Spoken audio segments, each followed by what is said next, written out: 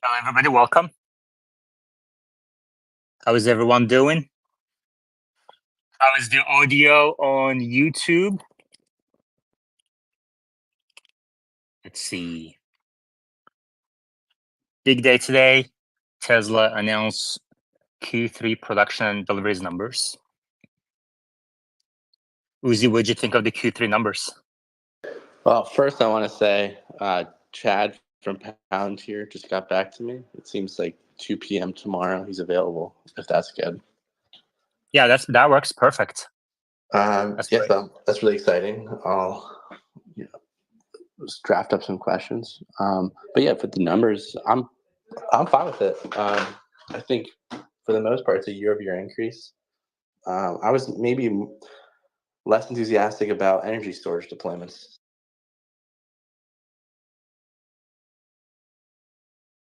Interesting. Okay, Team Flexity, what did you think? I was personally expecting a little bit more, but the numbers weren't bad to say anything. The market overreacted a lot in the morning. I made a good trade on that, luckily.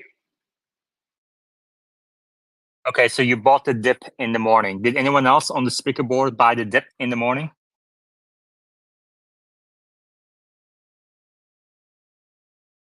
Uzi didn't. About Tesla, how are you doing? Pretty good. How are you?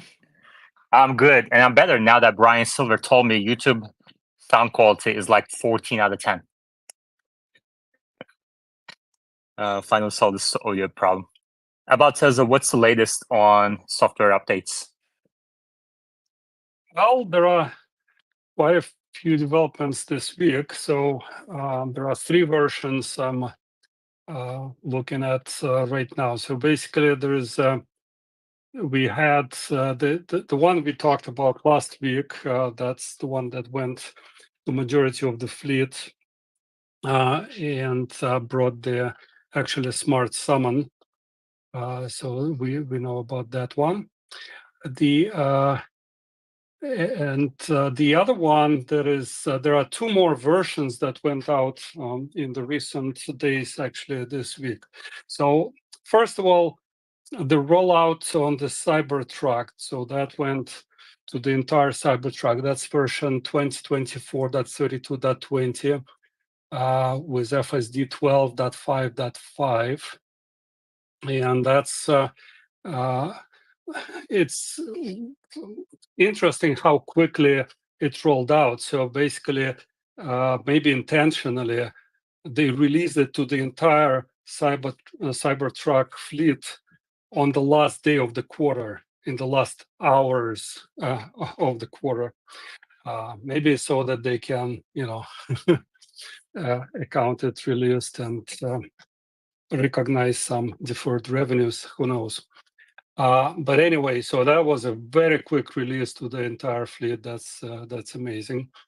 And then there is another version, 2024.32.10, that showed up recently, and it has 12.5.4.1 FSD. So there are several interesting things about this one. So, well, first of all, this is the first merged.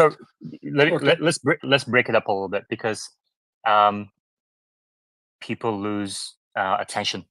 So you mentioned something really good. So Tesla rolled out the Cybertruck FSD on the last day of the quarter, and this will allow them to recognize some FSD revenue in Q3 probably.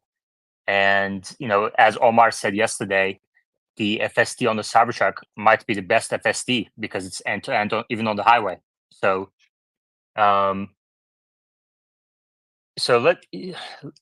they delivered about 20,000 Cybertrucks so far, roughly. I don't know the exact figure. I don't think anyone knows, but I think it's about maybe a little less than 20,000. So 20,000 times, what was the Cybertruck price? Was it 7,000? So we're looking at about $100 million, maybe a little less than that, since they recognize only half of it, I think. So, all right, $50 to $100 million profit from that. That's duly noted. Basically, they went from pretty much no Cybertrucks having FSD to almost all of them either have it or at least loading at that time. So that's a big jump, although percentage-wise, of course, it's not that much. The other thing on the version that I was talking about earlier, so that's 12.5.2. I'm sorry, 12.5.4. That's 2024.27.25. So that's the version that went to the majority of the fleet, like more than 50% of the fleet in the US and Canada, and big majority of the eligible cars in the fleet. That actually can also be material from that point of view, from the deferred revenue standpoint, simply because it released the two remaining features of the FSD. So there are 7 FSD features that Tesla explicitly mentioned on the website, and 2 of them have been missing until now, which is Summon and Smart Summon. And we can still consider actually Smart Summon a party trick, but from the legal standpoint, that could be significant because that's the last 2 items of the 7 items explicitly promised or mentioned on the website. So that could also allow them to recognize some deferred revenue, I would think. That's very good points. That is very, very good points. Yeah, we've been talking about how, thank you about Tesla. That was really good. We've been talking about how Tesla is, potentially, if there's a recession happening, Tesla is in a great position to weather a recession versus other legacy automakers, and this just adds to that. So potentially, $100 to $200 million of FSD revenue, and we're going to dig into those numbers and adjust them later on further. I need to think about a little bit, think about the numbers. But about Tesla made 2 points. One, Cybertruck fleet, which is close to about 20,000 Cybertrucks, got FSD, and they paid about $7,000. So that's going to be about $50 to $100 million of revenue recognition. And then the rest of the fleet were missing 2 functions, Summon and actually Smart Summon. So that will also help in terms of deferred revenue recognition as well.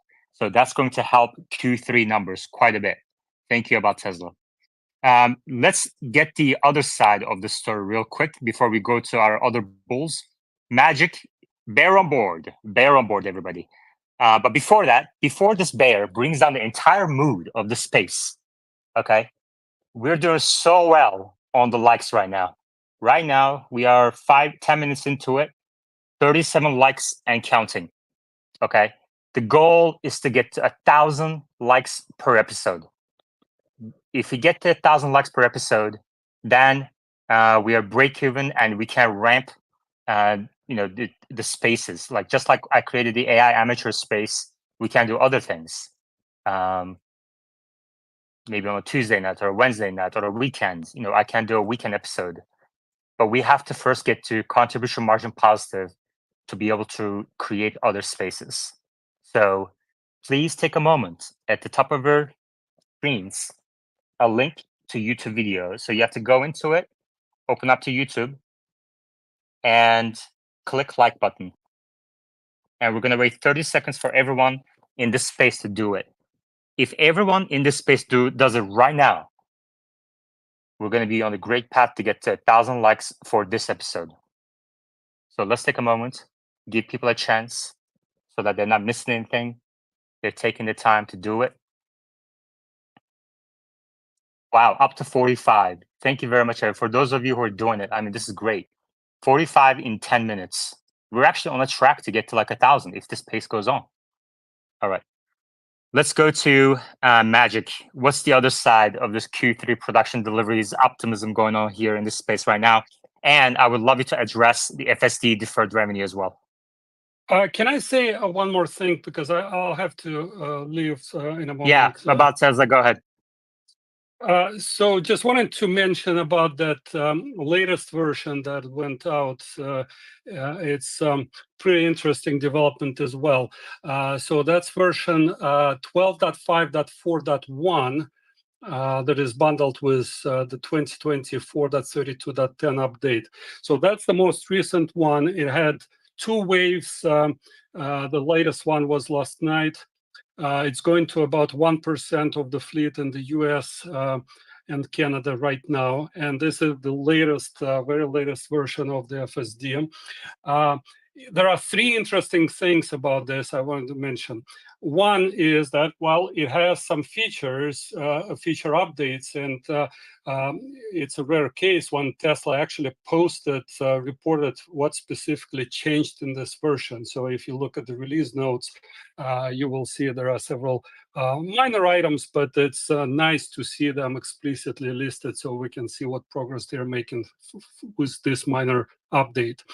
But that's not the most interesting thing. There is the second thing is that it's finally on the 2024.32 branch, which will allow cars that haven't been eligible until now to finally get 12.5. So that's a big thing. So all cars that are on that branch are now eligible for this update. So this is going to bring the 12.5 to the entire fleet.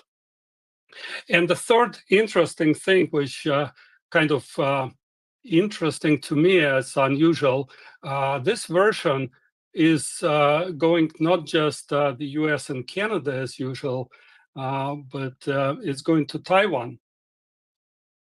Quite a few cars in Taiwan are getting this version. It's not unusual for these versions because it's like a merge of the branches to go internationally. But why specifically Taiwan? I don't know. Maybe they're getting ready to roll out FSD or what. That's interesting. Even if they don't have FSD now, since they will have the most recent version of FSD available, Tesla will now be able to run it in shadow mode and do some testing. So I thought it was an interesting development. Thank you very much about Tesla. And we have Omar in here right now. We're going to talk about Q3 production deliveries. I want to give a word to our resident Bear on board, Bear on board. But before he brings down the entire mood of everyone's day, week, year, and a decade, I want to just mention we're about to hit 100 likes in the first 15 minutes. So we are actually on track to reach our goal of about 1,000. And if this gets to 300 plus, we're going to keep the space going. So if we get to a record today, we're going to keep the space going. So take a moment to do so at the top of your screens. Thank you very much. All right, Magic, the floor is yours for the next 2 seconds. Cool. Well, okay, done. You're done. Everybody's. Thank you very much for your contributions. It was very nice. Yeah, I mean, I wouldn't let myself speak after those delivery numbers either. So, I mean, it's kind of a tough. I don't know how people are going to spin it. There's a ton of incentives that were done, and still you miss Wall Street estimates. I don't know anything bullish here. I mean, I'm sure that Omar and all of you guys can use your imagination to figure out how to spin this bullish. I mean, the creativity is probably the biggest skill set I've seen on these spaces. So go ahead. I mean, let me know what you guys can create in your head to make it seem bullish. Okay, well, Tesla made a great point earlier. He said Cybertruck fleet got the FSD, and that means about by my estimate, not about Tesla, by my estimate, $50 to $100 million of deferred revenue recognition, and then on top of that, the rest of the fleet got some missing functions like actually smart selling. So that's going to add some deferred revenue recognition in Q3 as well. So we're looking at $100 to $200 million, maybe more, of deferred revenue recognition in Q3. No other legacy automaker can match that. They can only dream about it. Do you have anything to say about that? It doesn't seem that material when your gross margins are being crushed because you're offering these financing deals. So I don't think it's going to offset the decrease in gross margins that we're going to see in Q3. Everybody here, if they don't believe me, go buy. I'm very comfortable. Go buy stock. Go load up. Let's see. 1016. They're offering these incentives. They don't come out of nowhere. So go ahead and load up on margin, and then we'll talk on 1017. All Yaman, right. you need to record the last 10 seconds there. Magic saying to buy Tesla stock. It's all recorded. And I actually really appreciate when people use that snippet function at the bottom, which everyone can do. And I share that few seconds. All right, let's go to Edward. Edward? Yes, I have a debate on that recognition of FSD. I don't believe any of it's recognized. I believe the whole car sold at 100,000 gets recognized. I didn't purchase when we bought the vehicle. We didn't click a button saying 7,000, 10,000, anything. It was free included with the Cybertruck. So I think the recognition numbers are a little confusing. I'm pretty sure they're recognizing the whole 100,000 when they sell the vehicle. That's my opinion. Well, they can't do that, right? They can't do that because when you were ordering, when you were reserving the car, you were selecting whether you wanted FSD or not, right? If I remember correctly. Omar, do you remember? Not for Cybertruck, but for the other cars. No, for Cybertruck specifically. Didn't you have to select FSD? No? Well, all of them come with FSD. Hey, Yaman, do you want me to speak to that real quick? Yeah, I okay. can Go ahead. Okay, and just to table that this used to be my day job. I was a audit partner at a big corporate. So yeah, they cannot do that. So even if you don't have the opportunity to select FSD or not, if you have a material software component within hardware, the accounting rules require you to defer. You basically have to estimate the amount of revenue that would be attributable to that software component, and yeah, you have to defer it until it's probable of occurrence that it got out. So agree with Yeah. about Tesla too, that it's probably going to be pretty. Yeah, exactly. Exactly. And so like somebody could say, well, we didn't see a huge increase of like, let's say 2 million reservations times $7,000 in the deferred revenue line item. But that would be because Tesla didn't get the cash until the car is delivered. Right, JC? That's absolutely correct. Yeah. So yeah, I mean, about Tesla is correct on this one. So we should see what I would describe as a cushion for the bottom line, and also this is going to reflect in the gross margin as well. And so this is something that people should think about. I'm going to do some math after this episode and try to kind of narrow down on a range. I'm going to re-listen to that section at the beginning, and then we'll discuss more tomorrow as well. And tomorrow also, we're going to have a Palantir employee, and we're going to be able to, with Uzi's help, we're going to be able to ask him some questions. So if you have any questions for Palantir tomorrow, if you know anybody who's interested in Palantir, you're welcome to invite them up to the speaker board, into the space, and have a list of questions ready tomorrow for Palantir. Let's go to Edward. Yeah, I just want to rebuttal that. Where are you guys getting the $7,000 then? Because there was no number. I mean, are you just guessing by the time that it was out that FSD was charged 7,000 on other vehicles, and so you're just assuming that they can charge 7 on the Cybertruck, or maybe they're charging 12? I mean, it doesn't really matter what JC? they charge because you know. Yeah, so it's a great question. The way the accounting rules work there is they have this thing called vendor specific objective evidence. So what you have to do is say, well, do you or a party similar to you sell this same software unattached? Dude, Like hold on 1 second. I didn't know, like, I know you know your topic, but there was a section you had to select self-driving when you were reserving your Cybertruck, dude. Edward, I'm looking at it right now, the screen right now. You have to select self-driving plus ask self-driving for $7,000. That was before they readjusted it. The vehicle we had wasn't 39,000 plus the 7,000, so it was a whole different vehicle. They included everything with it. The tires, can they accept the tires and register that? I don't understand. All right, we're going to. No, the tires are delivered at delivery. FSD is not delivered. Like FSD wasn't delivered until the last day of the quarter. We're going to move on from this topic, and because we have other things to talk about. And then Edward and I, we're going to touch base outside the space and then revisit this topic tomorrow. but this is something that people should be mindful of when they're making their estimates for Q3 earnings. And we also crossed 100 likes. Thank you very much, everybody. If you haven't done so already, please take a moment to go up to the top of your screens, click the YouTube link. It's going to open up another window, and take a moment to like the video.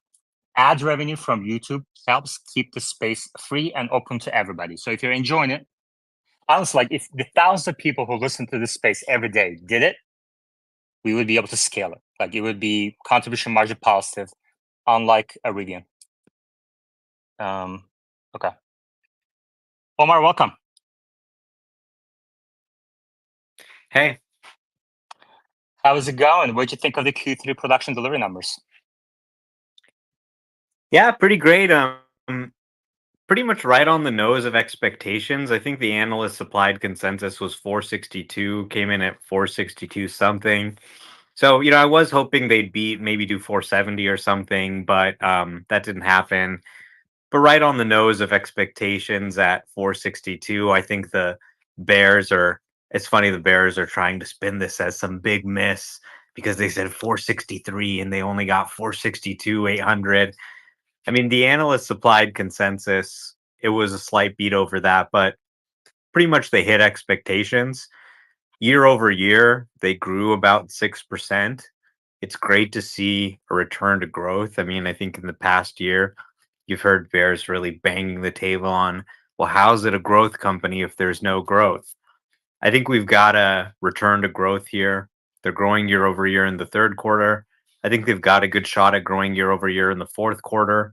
And coming into 2025 with a redesigned Model Y, Cybertruck ramping and profitable, and also some new, more affordable models that they said they're going to start producing in 2025. I think we're going to continue to see growth. We're going to continue to see record quarters. So it's good to have that kind of behind us. Is it the best quarter in the world? No. Wasn't a huge beat, pretty much right on the nose. But it's great to see a number where we can say, hey, they actually grew this much year over year rather than they declined this much year over year. The auto business continues to be challenged. It's a cyclical business. But as we head into the We Robot event next year, it's really becoming clear that we're gonna get to 1010. We're gonna get to 1010. Hold on, don't jump ahead. No, I'm not jumping ahead. Yeah.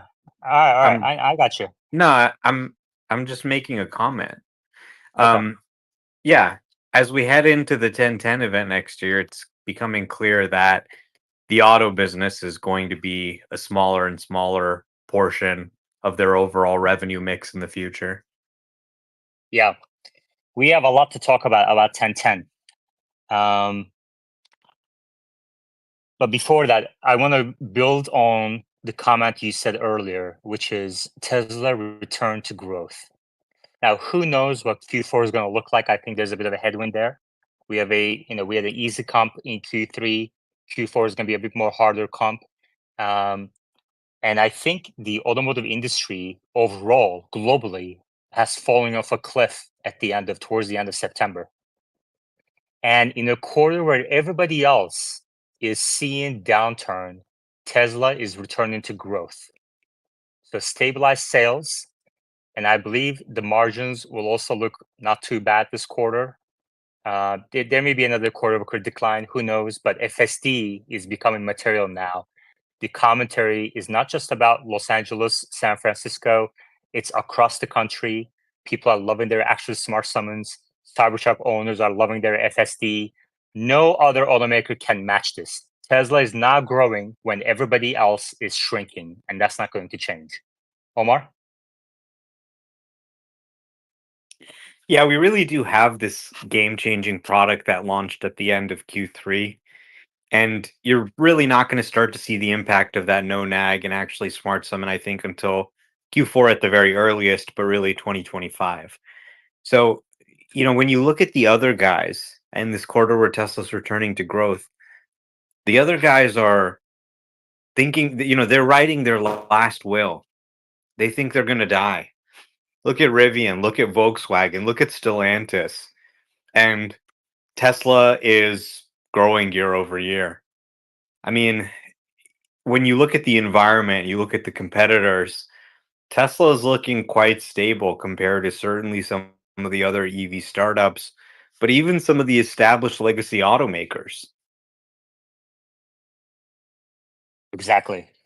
And in previous episode, we talked extensively about Stellantis, Ford, GM, etc. We have other news about Ford as well.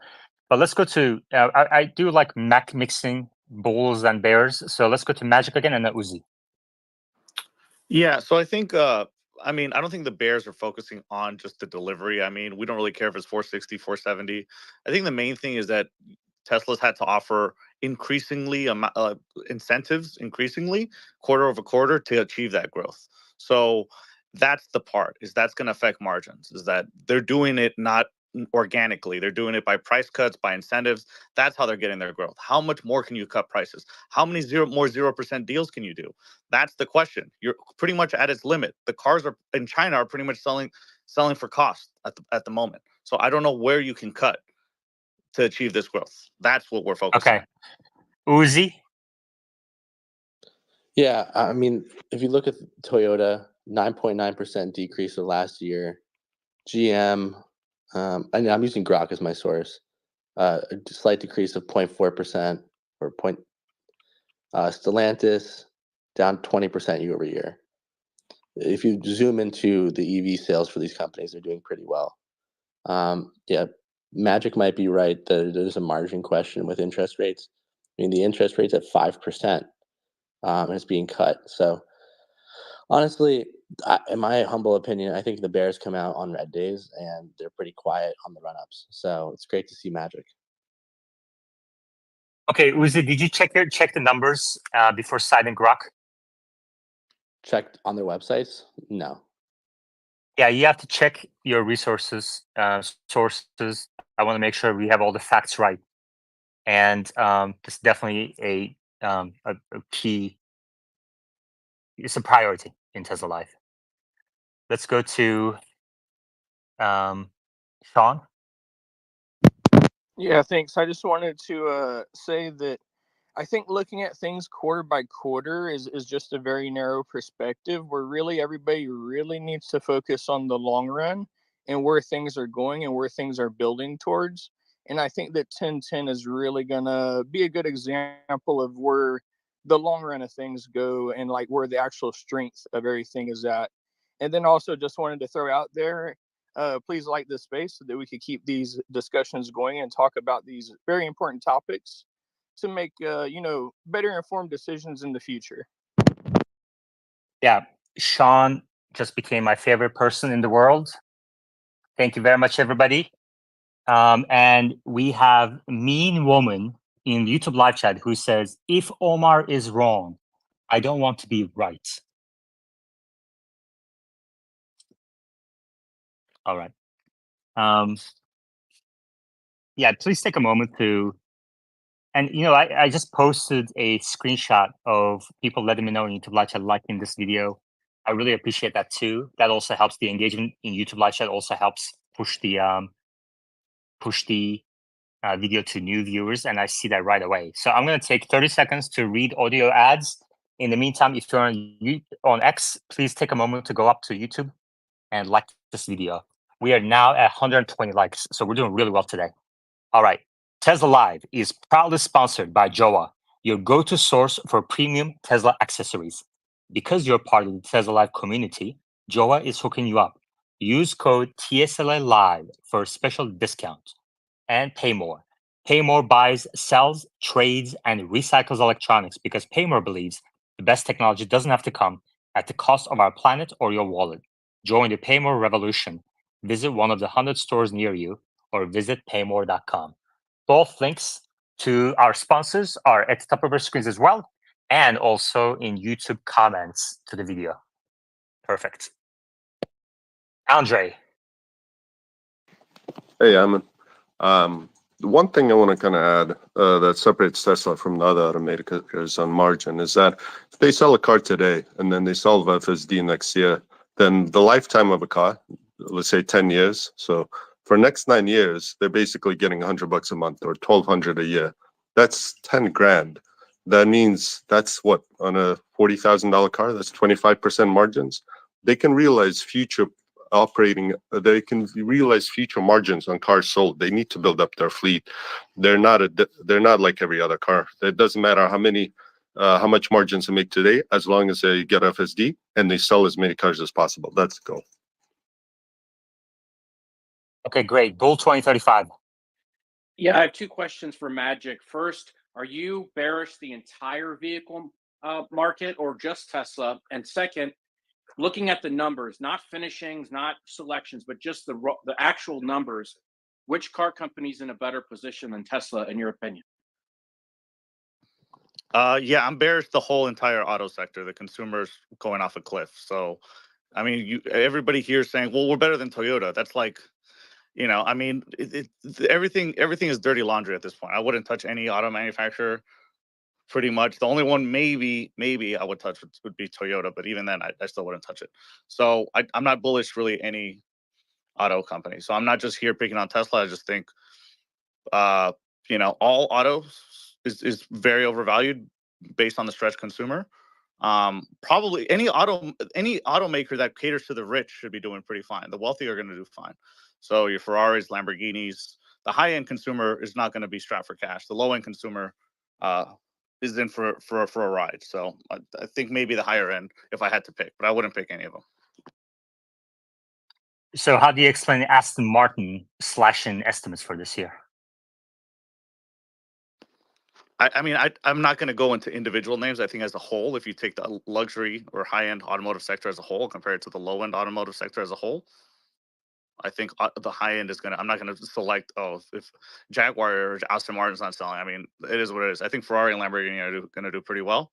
I don't know if that's already reflected in the stock price. That's why it's a two-part question, right? Okay, Sean?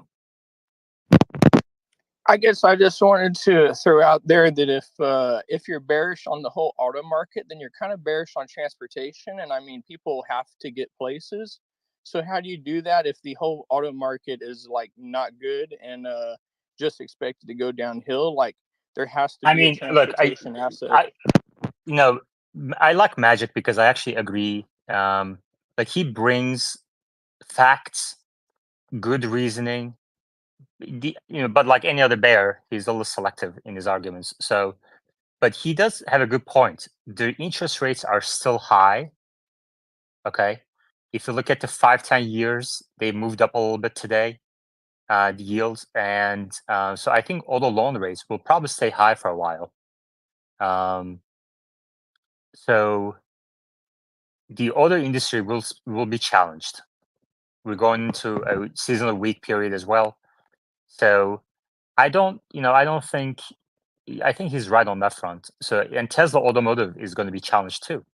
Like Tesla is offering very significant subvented rate offers across the world, and we just saw even more aggressive rate offers in South Korea. 0 down, 0% interest rate, etc. In China, those things are continuing. And Tesla just extended some of the offers through October as well, so it's going to go the entire quarter. And on top of that, you now have legacy automakers feeling cornered. They're seeing their inventories increase across the country.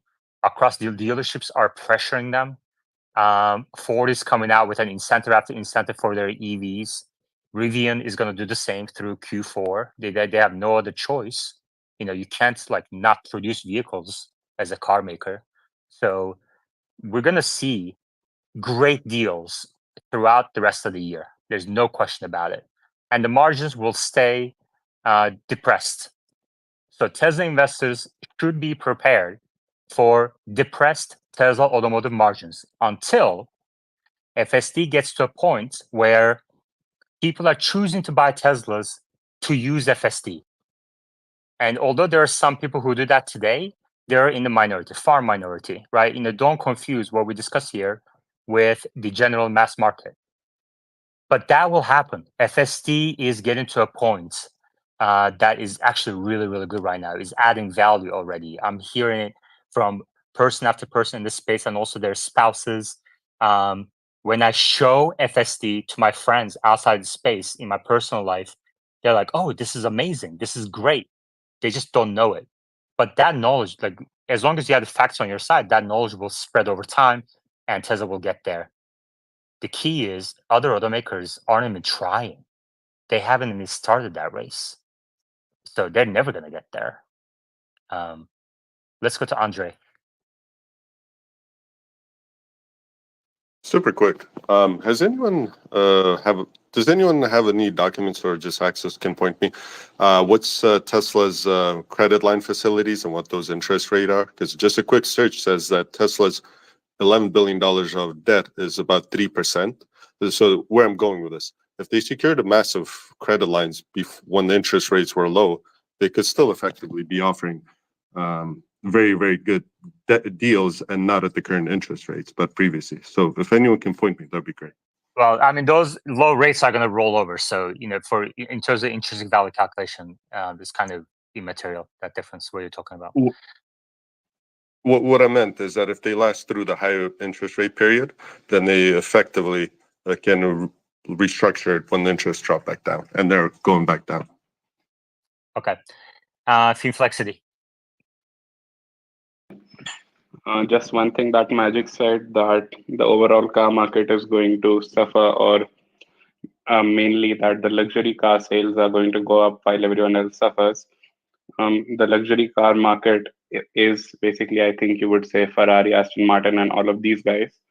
Now, for that market is particularly segmented. Aston Martin didn't report good last few days. Ferrari has a complete order book for the next few years. So, that market is highly different on the basis of what the brand's reputation is. And even then, some of the brands in that particular category aren't having sales. For example, Jaguar, as Jaguar, someone was talking about, Jaguar doesn't have any material sales for the next year, and they don't expect any material sales. They actually expect a large decline in their sales over the next year. And then you have other legacy automakers in Tesla's category. All of them don't expect any growth at all.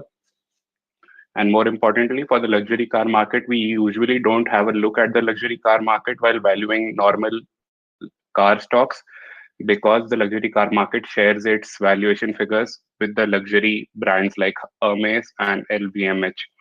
We mainly try to look at premium car brands, which would be Mercedes, BMW, and Audi. And all of them are facing very bad numbers for the next year because of China mainly. Thank you. Magic.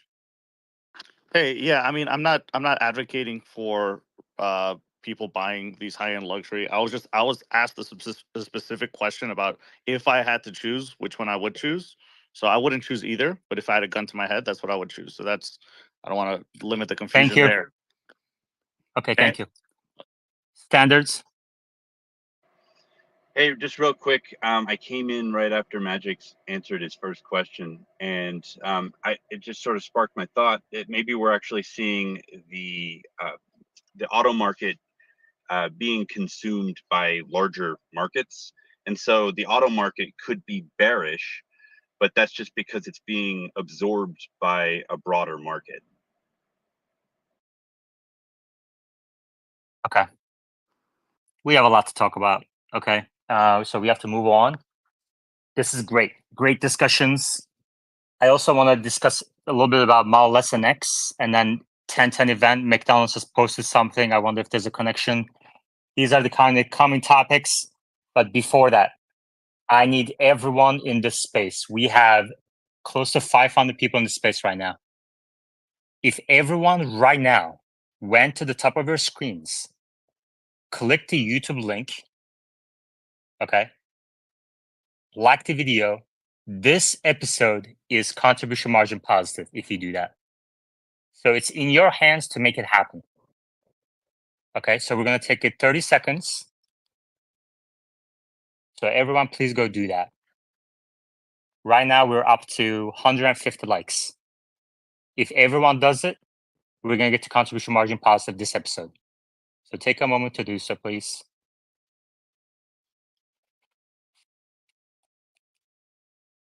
Let's see. In the meantime, let me check my notes here.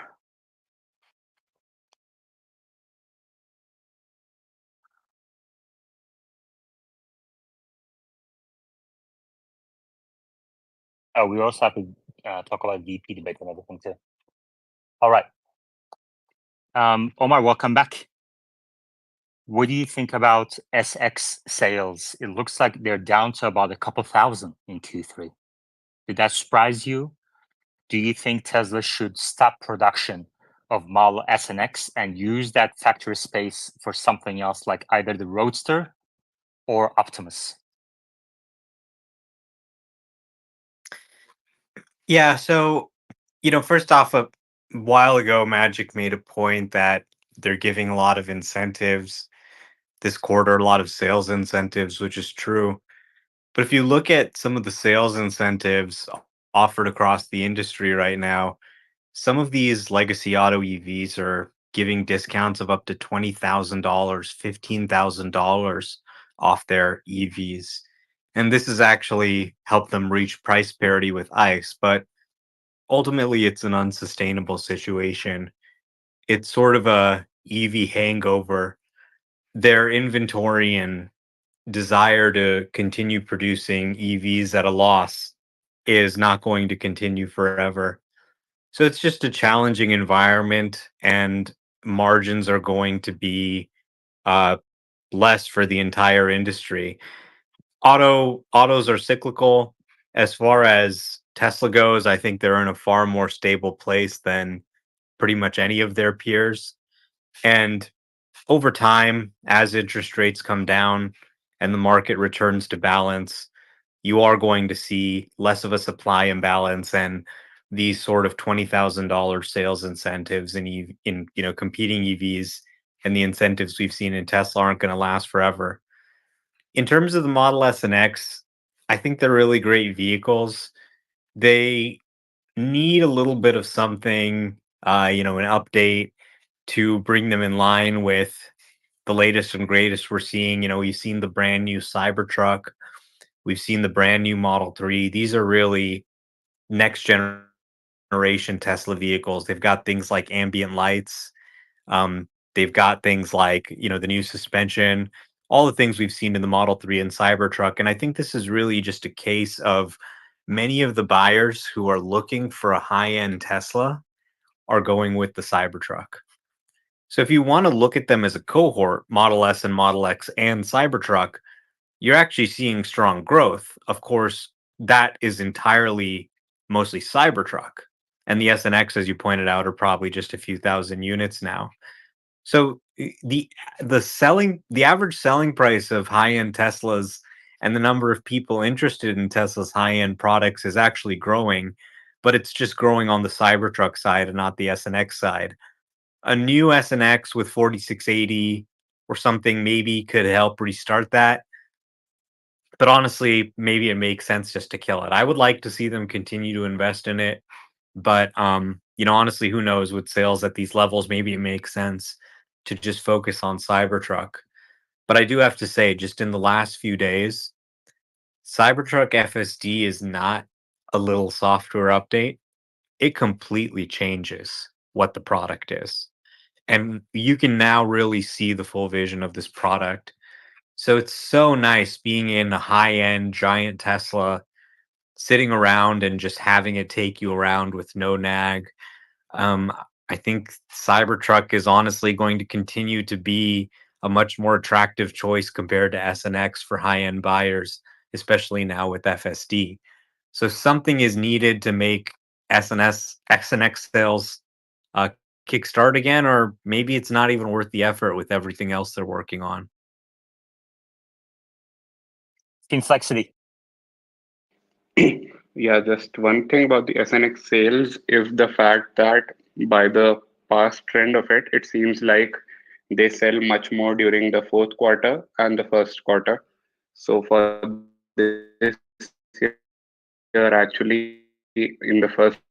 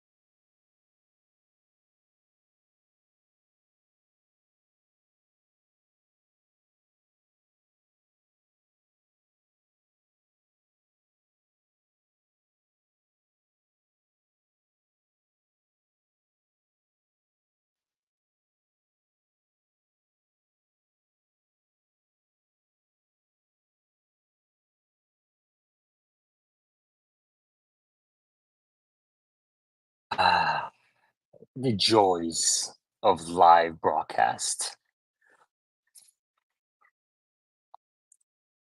If you don't want these, guys, you really have to get to 1,000. Like, that's all I gotta say. You gotta get to 1,000.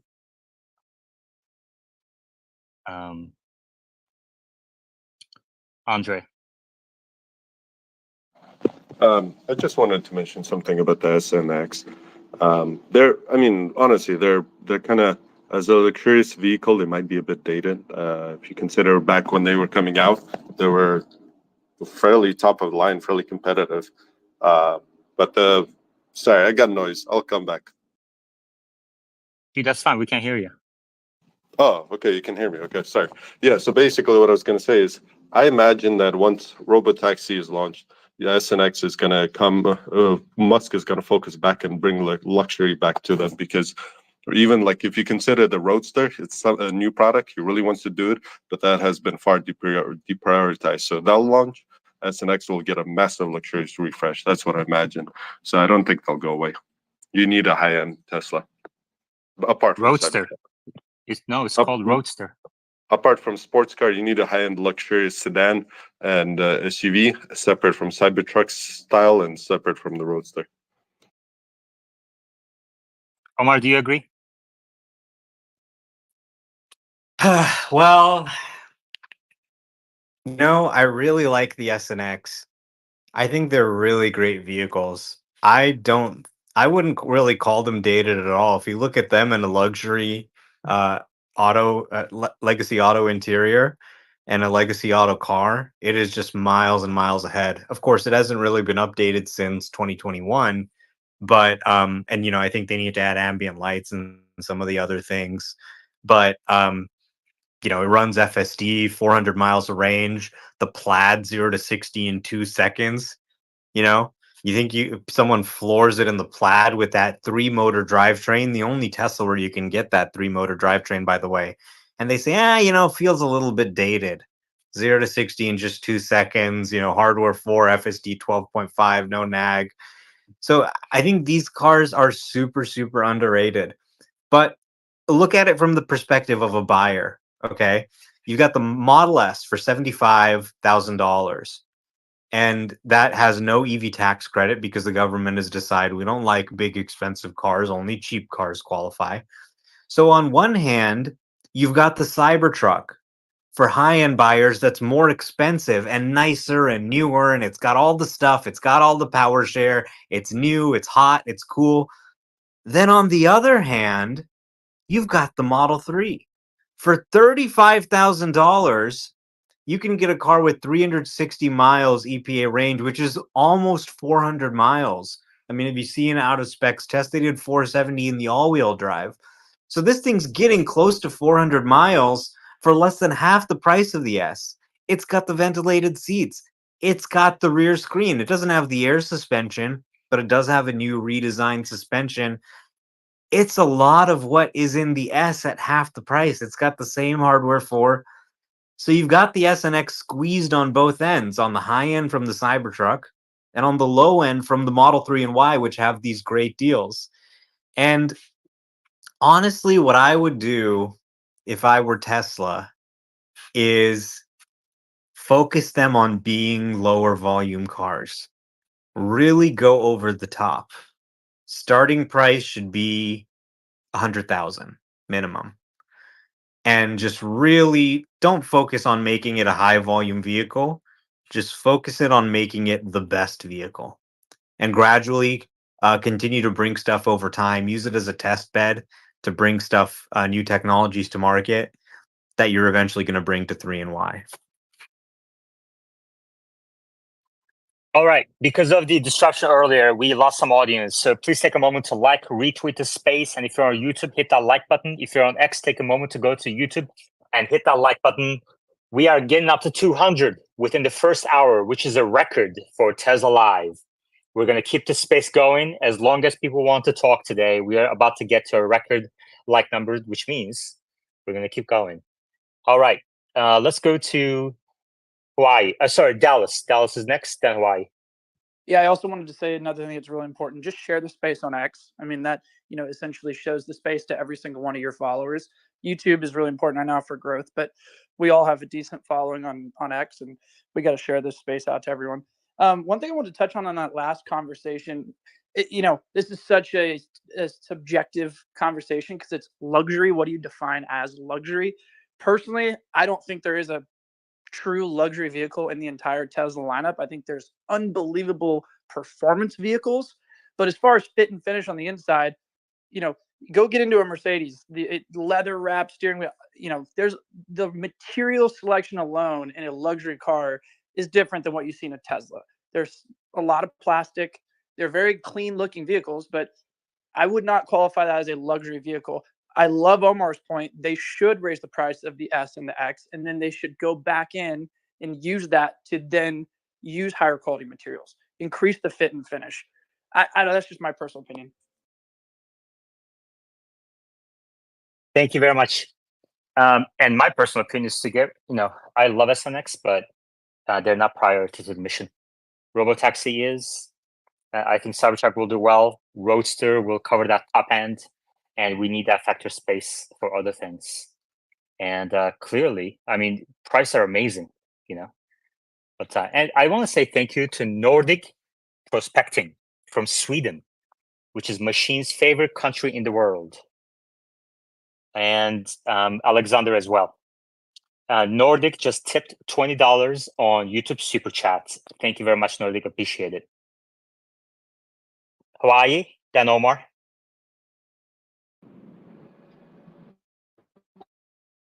Would love to get an X and an S at this time, and I'm driving my Cybertruck in Hawaii right now.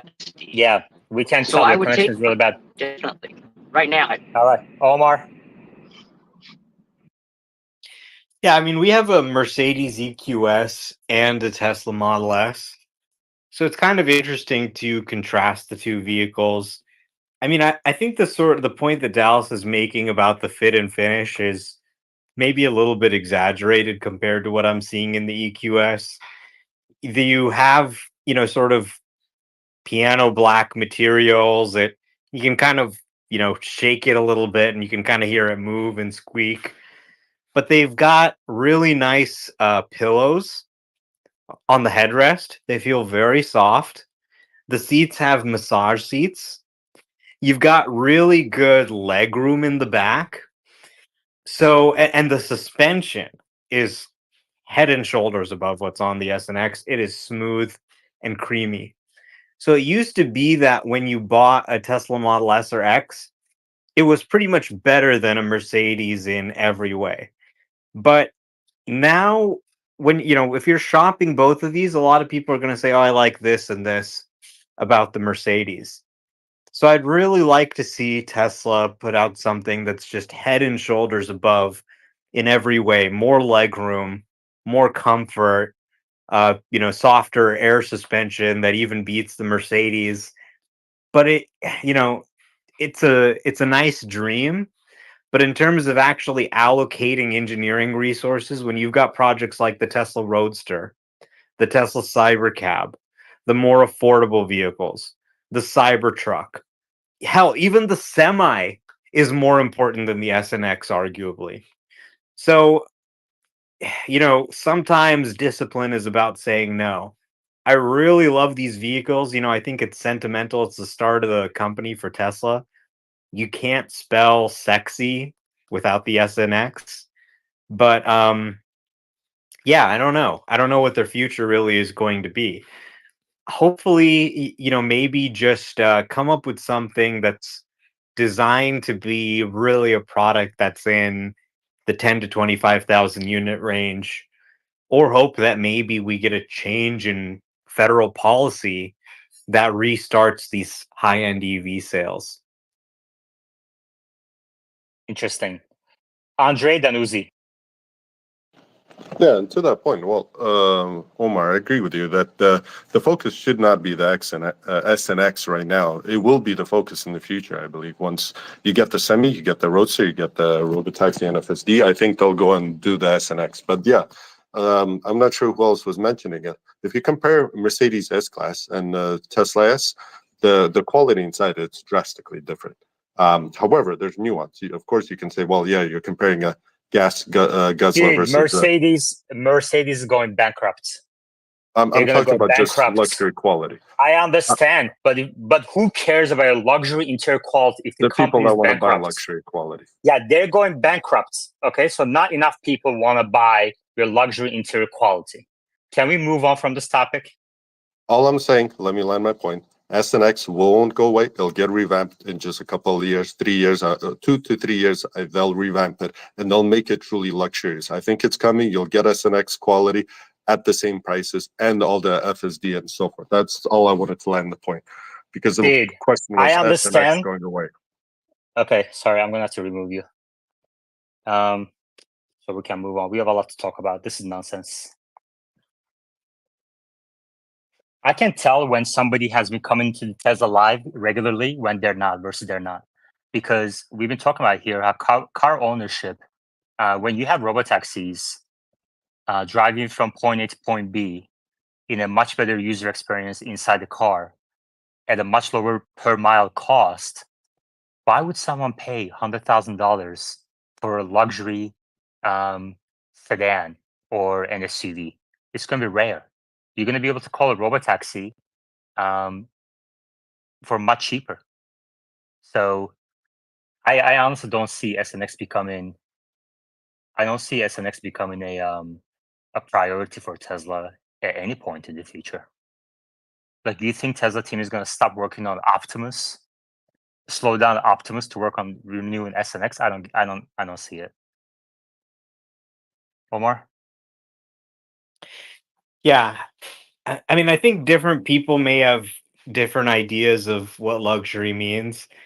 In terms of Mercedes, we have an EQS and we have a Model S. We always use the Model S because, this is Mercedes' idea of luxury. Okay. So if you're looking at the pillows and the headrests, yes, the pillows and the headrests are nice.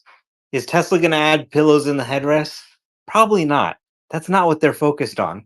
When you get in that Mercedes, as you're resting your head on the nice pillow with the nice massage seats, you get first off, they have a start stop button. And it's a beautiful start stop button with crystal and stainless steel around it. But Tesla doesn't even have the button, okay? And so you're trying to figure out how to turn the car on. First, you got to push the button once. Then you got to hold the brake and then hold the start stop button. Why? EVs don't have an engine to turn on. Why is there a start stop button? Then you get out of the car, you got to push the button, then push the button again. Then they have a message that pops up, don't forget your key. And oh my God, just trying to figure out how to navigate this UI and get the function you want is a Kafka-esque experience. So my idea of luxury is you get in the car, you get in your Cybertruck, you push a button and it drives you for 8 hours without you touching the wheel once. That is luxury. And, am I sitting in that Tesla going, oh my God, this interior is so horrible. I wish I had my little pillow in the Mercedes. No, I've never said that. It's a great product. It's a great interior. It's spacious. It's clean. It's futuristic. And the technology is the ultimate luxury. Exactly. Yeah, I highly recommend people, like, during these production delivery numbers and earnings days and some sort of a tweet or announcement, we get the surge in audience. And I tell every single time, come every day.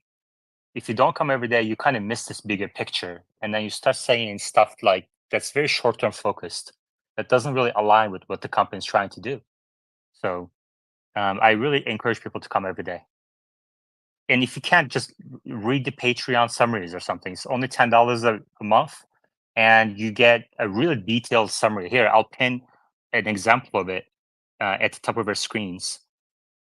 This is yesterday's. I published it this morning, and you can see the grouping by topic, specific quotations from speakers, details included in the summary. That goes straight into your email. and you can read it in 5-10 minutes instead of having to listen to half of the, which a lot of people can't listen to the second half. So you can do that alternatively too. But it's very important to kind of keep in mind what the company is trying to do over the longer term. Dallas. The only thing I ever touch on material fit and finish other than plastic is the vegan leather. I personally hate it, but I do think the new refreshed models have a much better version, especially with the perforation. Uzi. I just wanted to put in the context the car pipeline. For having the 25K car, it might make sense to maintain the lines, but I do agree. In the next 2 years, Optimus will likely be a priority. So, maybe Giga Texas is the place. It doesn't seem like they're producing X and Y's there, so it's a possibility that you can, have your cake and eat it too. Yaman, we're already above 200, and you're not even halfway through the scheduled time. I know. This is awesome. I know. We're about 200. We're going for a record today, guys. Hit that like button and let me know in YouTube live chat that you have done so too, so that I know who my biggest supporters who want the space to succeed, who doesn't want the space to succeed. And then yeah, sorry for interrupting. I just thought you want to know that. It's pretty cool. Yeah, 203. I love it. Thank you. Inflexity. Actually, let's hold on. Sorry, let's take a 30-second break so people can do that. Let's take a 30-second break. Go up to the top of our screens. Click that. Watch Tesla live on YouTube. There's a link in the pinned section right there at the top. Go to YouTube. It'll open up your YouTube page. Hit that like button and then come back. And in the meantime, Dallas is going to count from 30 to down. 30. 29. No, I'm not going to do that. Go like the space, guys. Come on. What do you mean you're not going to do it? Uzi, do it. I already liked it. No, you have to count down from 30. Okay. 1. Oh, sorry, 30. Oh, my God. 29. 28. 27. 26. 25. 24. 23. 22. 21.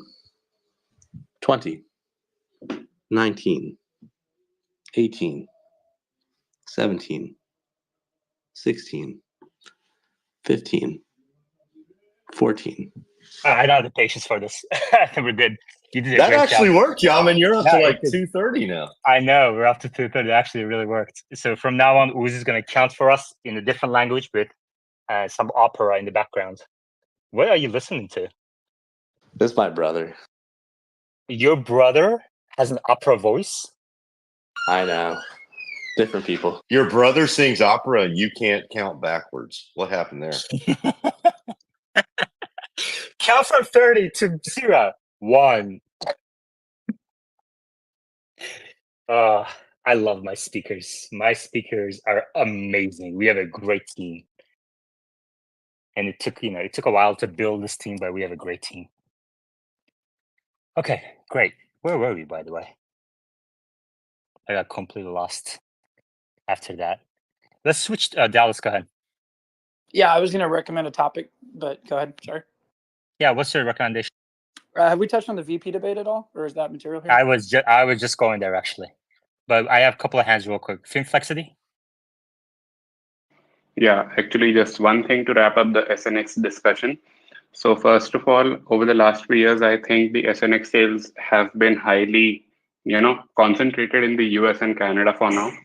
So that's one thing. In the US and Canada, the interior and the quality doesn't matter as much. But when you migrate over to other regions of the world, maybe Asia, Africa, some particular parts of Europe, then you would need a much more revamped interior and exterior as well to be competing with the brands like BMW, Mercedes, and Audi. And right now, that doesn't really matter.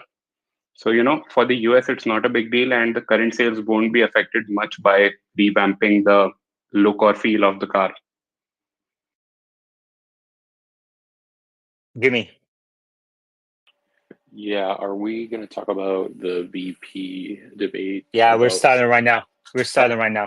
VP debate it is. Who watched it? First of all, let's see some hands. Give me a thumbs up or a thumbs down if you watch it, at least half of it. What, Omar? You didn't watch it? You know, I started watching the beginning and I was so bored. I said, I think I'm going to go to Costco. I got to get some stuff from Costco. Oh, come on! I thought it was pretty good. I thought it was better than a presidential debate. I mean, it wasn't as entertaining with yelling and everything, but I actually learned something about the two platforms, honestly. So I thought that was really good. Jeffrey Jones, thank you very much for this $2 super chat. Thank you, I appreciate it. All right, if you have watched the VP debate and you have a few comments on it, please request to speak. Let's have a discussion about the VP debate. Jimmy. Yeah, so I wanted to comment on the only thing that had to do with EVs or electric or clean energy. Tim Walz, they were talking about having like the largest solar plant in Minnesota.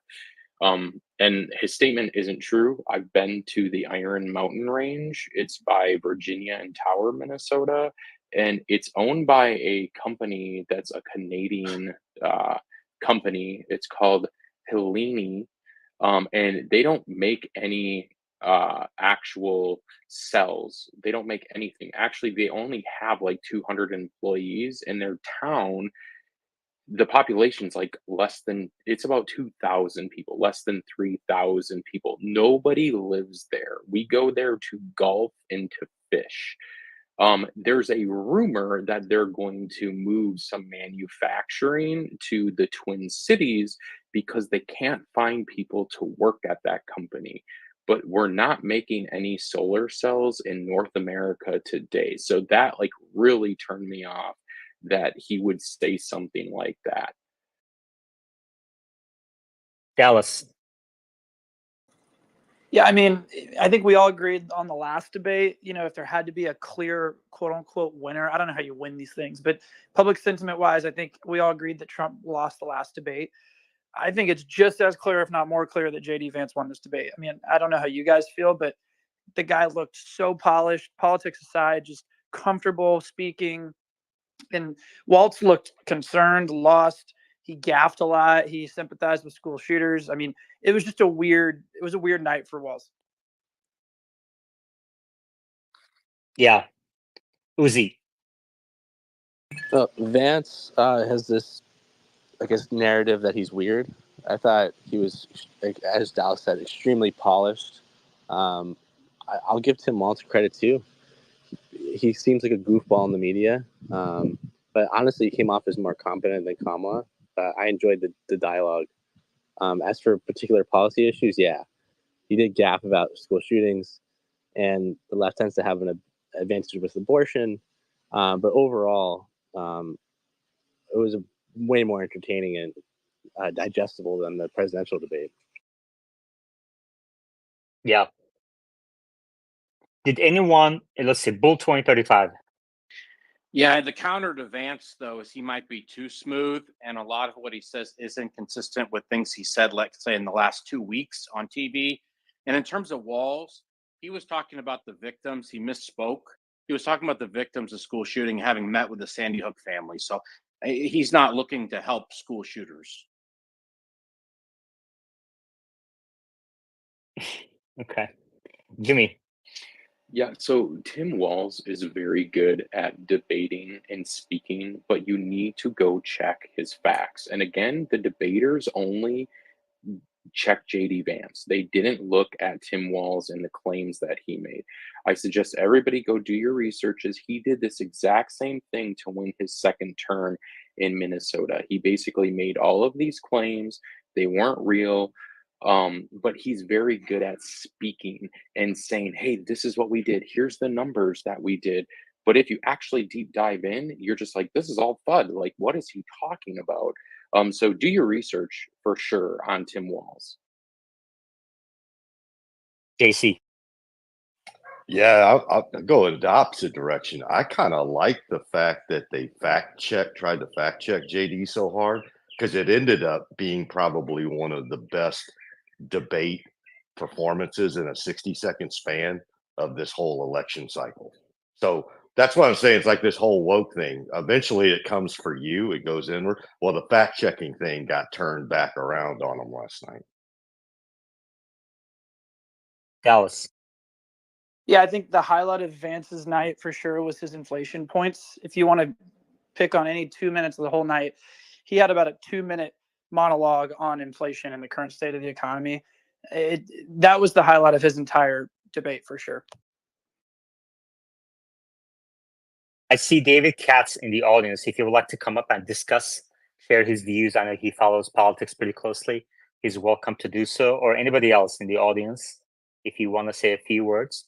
In the meantime, Uzi? Yeah, for the moderators, there's the fact checking, which did tend towards JD Vance. They also framed a lot of his arguments as allegations. I don't know if anyone else caught that. So I found that disingenuous. But I guess maybe this was. Oh, they also noted that they didn't share any of the questions with the candidates, which I found to be very funny at the beginning, considering the maybe outroar Okay. effort first. All right, we have David Katz on the board. David Katz, did you listen? Did you watch the debate, and what did you think of it?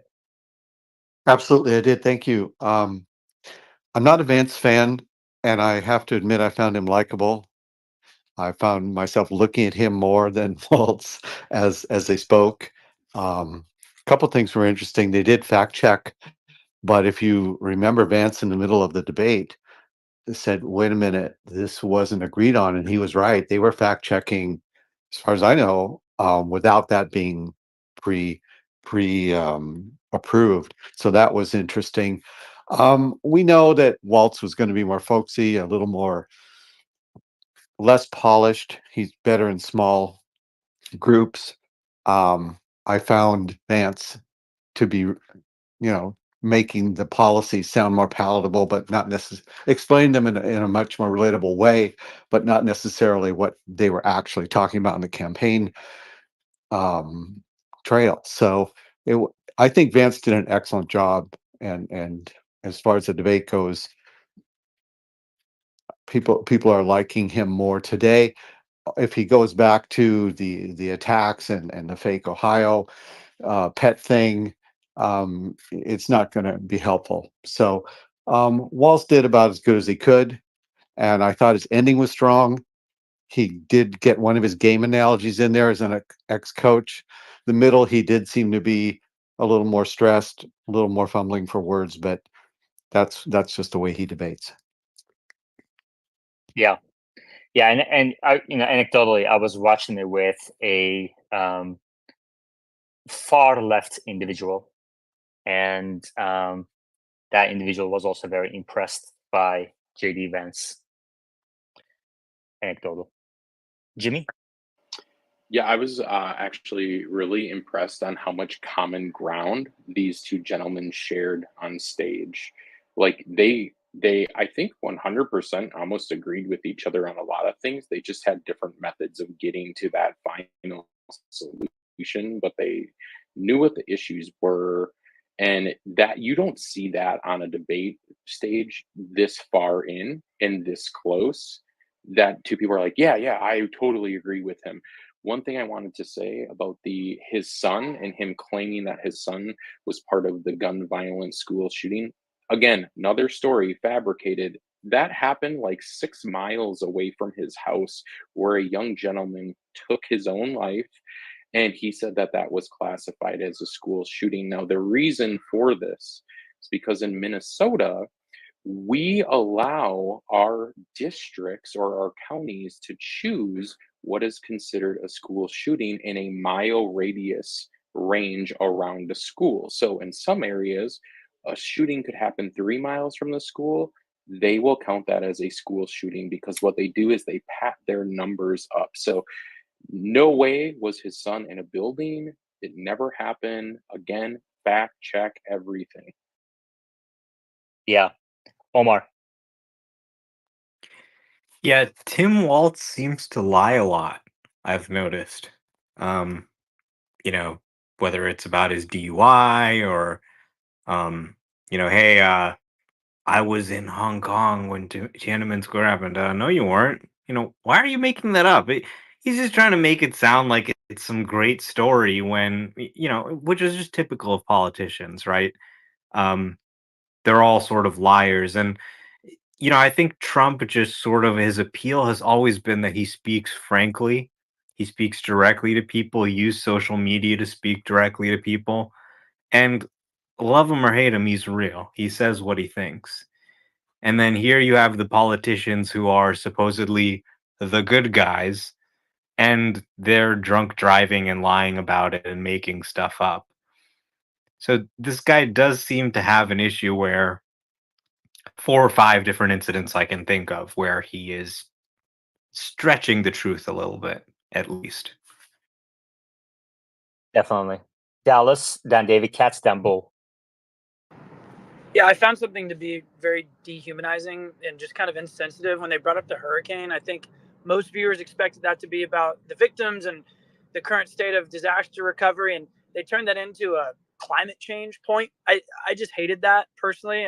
That was a really weird way to discuss climate change, and I thought it was a great opportunity for Vance to just tag on how FEMA has not done a damn thing in North Carolina. So I don't know. That whole point really bothered me a lot. Thank you, David Katz. I appreciate your comments, Omar, and all your knowledge. And I know politicians, when their lips are moving, they're lying, but I'm not aware. I don't follow Waltz closely. I'm just trying to figure out a presidential vote, because vice presidents don't really count as much, although this debate was more important than the average vice presidential debate. But as far as I know, when Waltz got his DUI, he offered to resign as coach and resign his job. So I don't know what lying he's done about his DUI. He definitely got it, and he definitely walked in there and said, "Hey, this happened. If you want me gone, I'll leave." He was very embarrassed. That's really the main thing I want to say. I wanted to bring up too that since people brought up the weather and the hurricane, that Starlink, people are loving the ability to, use their Apple 14, 15, or 16 with a satellite, and it was a lifesaver. So I'll tell you what, um, just another benefit of what they're doing down there. Yeah, and we talked about that yesterday as well. Let's go to Jimmy, Bull, then Omar. Yeah, I'm just going to say this. We potentially may or may not in 4 months have an EV tax credit. So go out and buy a Tesla today, and buy 2 of them if you want to buy 2 of them. Bull. Yeah, on the Waltz shooting, I mean, New York Times had an article this morning. Waltz's son was in a school across the street from the community center where someone was shot. If any of us has ever been within a block of someone getting shot, is quite traumatic. Ambulances and so forth. So I'm not going to minimize whatever his son suffered. I would just encourage everybody, please get diverse news sources. I watch Fox News. I watch CNN. I watch a pretty broad, because you're going to learn a lot more. Okay, good. Omar is next, but before Omar, quick thank you to Hollis for tipping on as a super chat. She says, "So glad I made it. Thanks for being you." And also Jeffrey Jones, who says, "Just liked," and also tipped $2.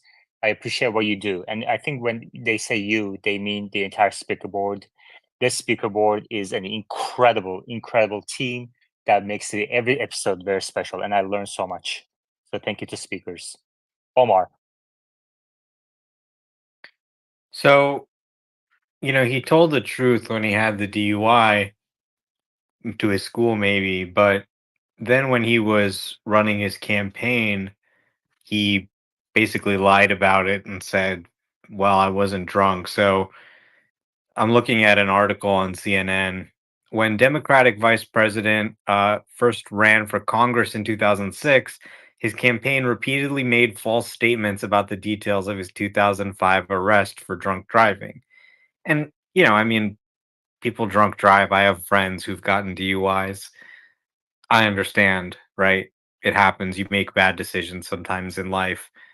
But he admitted in court that he had been drinking, and he was pulled over from going 96 miles an hour in a 55-mile-per-hour zone. So he's basically doing double the speed limit. He's drunk, um, doing something that could kill somebody or kill himself. Luckily, it was okay. He got the DUI. But then in 2006, when he was running for Congress, he told the press that he had not been drinking and that he only failed the field sobriety test due to, hearing loss from his time in the National Guard. So, kind of trying to play up his military service and deflect there. The campaign also claimed that Walz was allowed to drive himself to jail that night. None of that was true. Drive himself. Hey, you can just drive yourself to jail. A CNN K file review of the statements reveals numerous discrepancies. The DUI charge was dropped for a reason. It wasn't true, Walz's campaign told the News in 2006. The trooper had him drive to the station and leave on his own after being at the station. Tim feels bad about speeding and has paid the ticket and apologized to his family at the time it happened.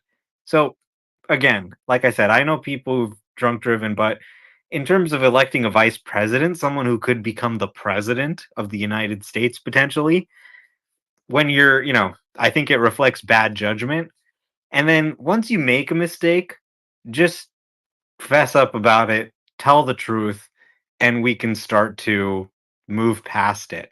But when you kind of lie about it and you say, no, it's just because of my hearing loss, that kind of makes me think, okay, I wonder what else they're going to lie to me about. David Katz. Thanks for that follow up. Like I said, I'm not playing dumb or. And this wasn't even just the one incident. I've heard of 4 or 5 incidents like this in the past. So, and I don't have anything against the guy. I'm not necessarily saying, it's a reason not to vote for the Democratic ticket, but it is interesting. Yeah, it is. And like I said, further up, they're usually misstating when they're talking. Dick Cheney had 2 DUIs. George Bush W had a DUI where he couldn't stay in Canada overnight for a conference. So politicians do drink. And he was a brilliant president, despite that DUI. No, I mean, all politicians are liars. Yeah. Almost all of them. No, I appreciate the follow up. And that's what I wanted to say because I hadn't followed the rest of it. Just I saw the early part when he did get the DUI. I haven't seen how they portray it later. So I appreciate that. All right. We have a few hands up, so let's go to them. Dallas? Yeah, I found it interesting when Waltz anchored himself to a Bible quote.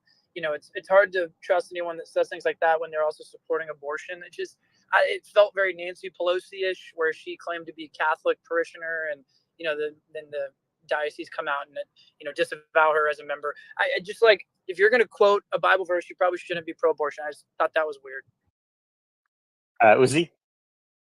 Yeah, I wanted to point out one funny thing. When Tim was talking about a MAGA mob storming his house after the George Floyd uprising, I found the tweet and I put it in the comments. Trump said on Twitter that the people should stand down, and they did. And I'm pretty sure Trump spoke about that recently. So there's an interesting historical connection between Trump, that mob, and Waltz. That's really it. Jimmy? I'm still trying to get Walls to do an FSD drive with me. I've asked many, many times in person, and he just kind of nods off. My sister-in-law sees him every day in an elevator. She's like, hey, my brother-in-law would love for you to take a drive in FSD just to show you how amazing it is. But he declines.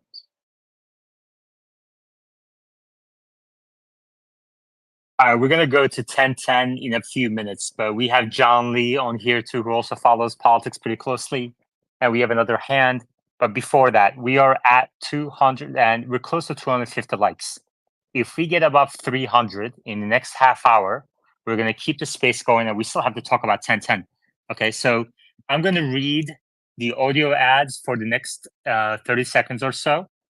And in the meantime, if you're on X Spaces, please go up to the top of your screens, click that YouTube link. Sometimes people are liking the tweet. That's not what I mean. Just click the link. It'll open up the YouTube window and like the YouTube video. All right. Thank you to our sponsors. Paymore buys, sells, trades, and recycles electronics because Paymore believes the best technology doesn't have to come at the cost of our planet or your wallet. Visit paymore.com. And Joa. Tesla Live is proudly sponsored by Joa, your go-to source for premium Tesla accessories. Use code TSLA Live for a special discount. Actually, about Tesla talked earlier that he was going to buy something from. I wonder if he did. Maybe he can come up and talk a little about it. Let's go to John Lee. John Lee, go ahead, and then Bull. I'd just like to push back on the notion that you can be a Christian and not believe in bodily autonomy, especially with regard to healthcare in the with women being able to choose their own family planning, and including abortion. That's a very limited aspect of religion, and if you actually go into the New Testament, there are places where they're giving instructions to abort babies if someone rapes your daughter. So the notion that abortion isn't supported, Dallas, fuck you Let's too. not get into this in this space. This isn't really the venue to discuss the views of the church on abortion. Well, we're like citing Bible verses and everything now. Tesla Live is now becoming Bible Live. And we actually, we have some, I gotta hold on one second. Tune into Bible Live. Thank you to our sponsor, Jesus. Jesus will save you. Right. Welcome him into your life right now. Oh, man. Oh, my God. Get 20% off when you switch to Jesus today. Nick. Hey, Yaman. I was kind of thinking about this. So if say there's a drunk driver that gets into an accident and he hits a woman crossing the street, and the woman has a baby that she's carrying in her belly. So what happens? Does that guy that's driving the car get hit with, double manslaughter or single manslaughter? And so typically, and again, it depends on the state, but typically it's double manslaughter because killing the baby and the woman. So think about it that way, in that perspective, and then like a woman going and then killing a baby inside of her. How is that not manslaughter? All right. Let's go to Bull, Dallas, then Edward, and then JC. Yaman, I was going to say something political, but actually I have a better question. Omar, if you don't mind, I'm going to slightly transfer to something you posted, Yaman, yesterday. Omar, did you see the video of that Waymo going through a red light? And if you did, do you have any understanding of how that could possibly happen? Because I guess it could have killed someone who was pregnant. Bull, wow. You tied it at the end there. I was going to say, wow, Bull is really trying a hard left on the religion topic. Omar, any thoughts on the Waymo from Rich Vera, the Waymo video where it just runs a red light? And we have Rich request and speak as well. So I need to make some room here real quick. So it's funny. He actually asked me for a Waymo invite, and I sent him one for LA. So I guess if it did hit a pregnant woman, I would maybe be responsible too. So that's good that it didn't. But look, people run red lights way more often. Okay. The Waymo runs a red light when it made a mistake. Humans run the red light on purpose. Okay. They see the yellow light go to red and they don't run the red light because of an error. They run the red light because they're assholes. They speed up. They actually interpreted the scene correctly. So already you're seeing Waymos and Teslas are actually running red lights less than humans, believe it or not. And they're very, very safe. So even if it's a green light and someone runs out, the sensors are going to detect it and they're going to stop. So, it's complicated. I don't know what the context of the scene is or why it might have made sense. Things can get crazy in LA. Sometimes you do need to clear an intersection, even if the light's red for some reason. But generally, and they've had independent third parties look over the data, it is crashing less than people. And Machine's mom chimes in YouTube Live chat and says, I keep a Bible on my nightstand beside all my beds. Rich Bira. Hello, hello. I actually just joined, and I am the person that posted that Waymo video, so I can give some context. You know, I don't know if you know this, but Google stock is down 5% because of the video. Yeah, right. Anyways, the context was that, listen, there was not a lot of traffic. There was not a lot of people walking around. I actually just took a quick walk because I'm at a hotel at a conference a couple blocks away, which I should give context that what sucks about Waymo is that it went 2 blocks past my hotel. It won't drop you off in front of the hotel. Like it has some designated areas. I assume it was telling me instructions to get ready to get out, and it was trying to get over to the right, but I think it saw a bus lane or something, and so it just kind of diverted and then started to go into that turn lane to then go around the block. And it actually did that twice, where I had to literally press like, okay, get me out of this car. But anyways, coming up to that intersection, that crosswalk is about 20 feet. And I was before the crosswalk. And so at the end of the crosswalk is where the actual intersection is of the street, right? And the car in front of me went on the yellow. I was behind that crosswalk at a standstill, and the light turned yellow and the car went. So it definitely should not have gone. Was it going to hit anybody? No, there was not anybody in the crosswalk. It was light traffic. I was just completely surprised that it did that. And I would add, so Yeah. there's some other context. Just 1 second. When it went around the block and it got to the next light, there was actually a traffic cop standing there. The light was red. He was waving the car to go through. He then looked at the car and saw that there was nobody in there. He kind of threw his hands up and said, the cars that were behind me, he pointed them to go left because that's what the Waymo car said it was supposed to do. But my car was stuck because it was a red light, and it wasn't even acknowledging the traffic cops' direction to continue to go. So that was another. I mean, there was a multiple of these things going on, but the red light thing was just the first glaring Wow. one. Yeah. Okay. So how did you enjoy your Waymo ride? No, I'm kidding. So listen, Well, it takes this is a rhetorical question. it takes me 10 minutes to walk here. That ride took me about 20 minutes. Oh my gosh, man. Tell us how you really feel.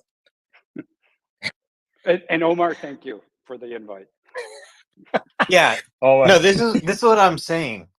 Waymo actually sucks. And FSD is awesome. Okay. So I had to go finish moving out of my apartment. I had to go drive 6 hours and back. And the Cybertruck just drove me there. I just sat there and it took me. And I was able to put all my stuff in the back of the truck and it just took me. And Waymo is just not a great experience. You call it and you're waiting for it to show up, and then finally it shows up. Hey, I'm here. It drives right past you, right up a big hill, and goes, "Come on, I'm here at the top of this hill." Now you're carrying all your shopping bags up the hill. You're sweating. You know, the pandemic has made you kind of fat, so it's really hard. And you finally get up there, and then it goes, "Okay, well, I can't really drop you off quite at your house, but I can drop you off on Santa Monica Boulevard and you can walk the rest of the way." And it just sucks. Okay. And people don't really realize this. They think, oh, okay, it's driverless. They've solved autonomy. Ultimately, you need to make a great product that people love that is going to replace the car. And you can see in the latest FSD software, it's doing moves that you'd never see a Waymo do. And it's doing it more naturally and smoothly. And before you could say, well, Waymo has no interventions. for the user, and Tesla has all these interventions. But as Tesla software gets better, now it's common to have drives there without any intervention as well. So the only difference is really the driver monitoring system.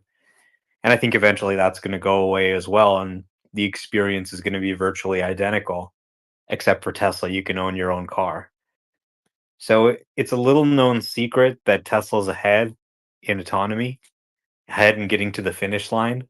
Andre Karpathy knows it. I know it. Some people in the space know it. But it's going to take time for Wall Street to fully absorb it.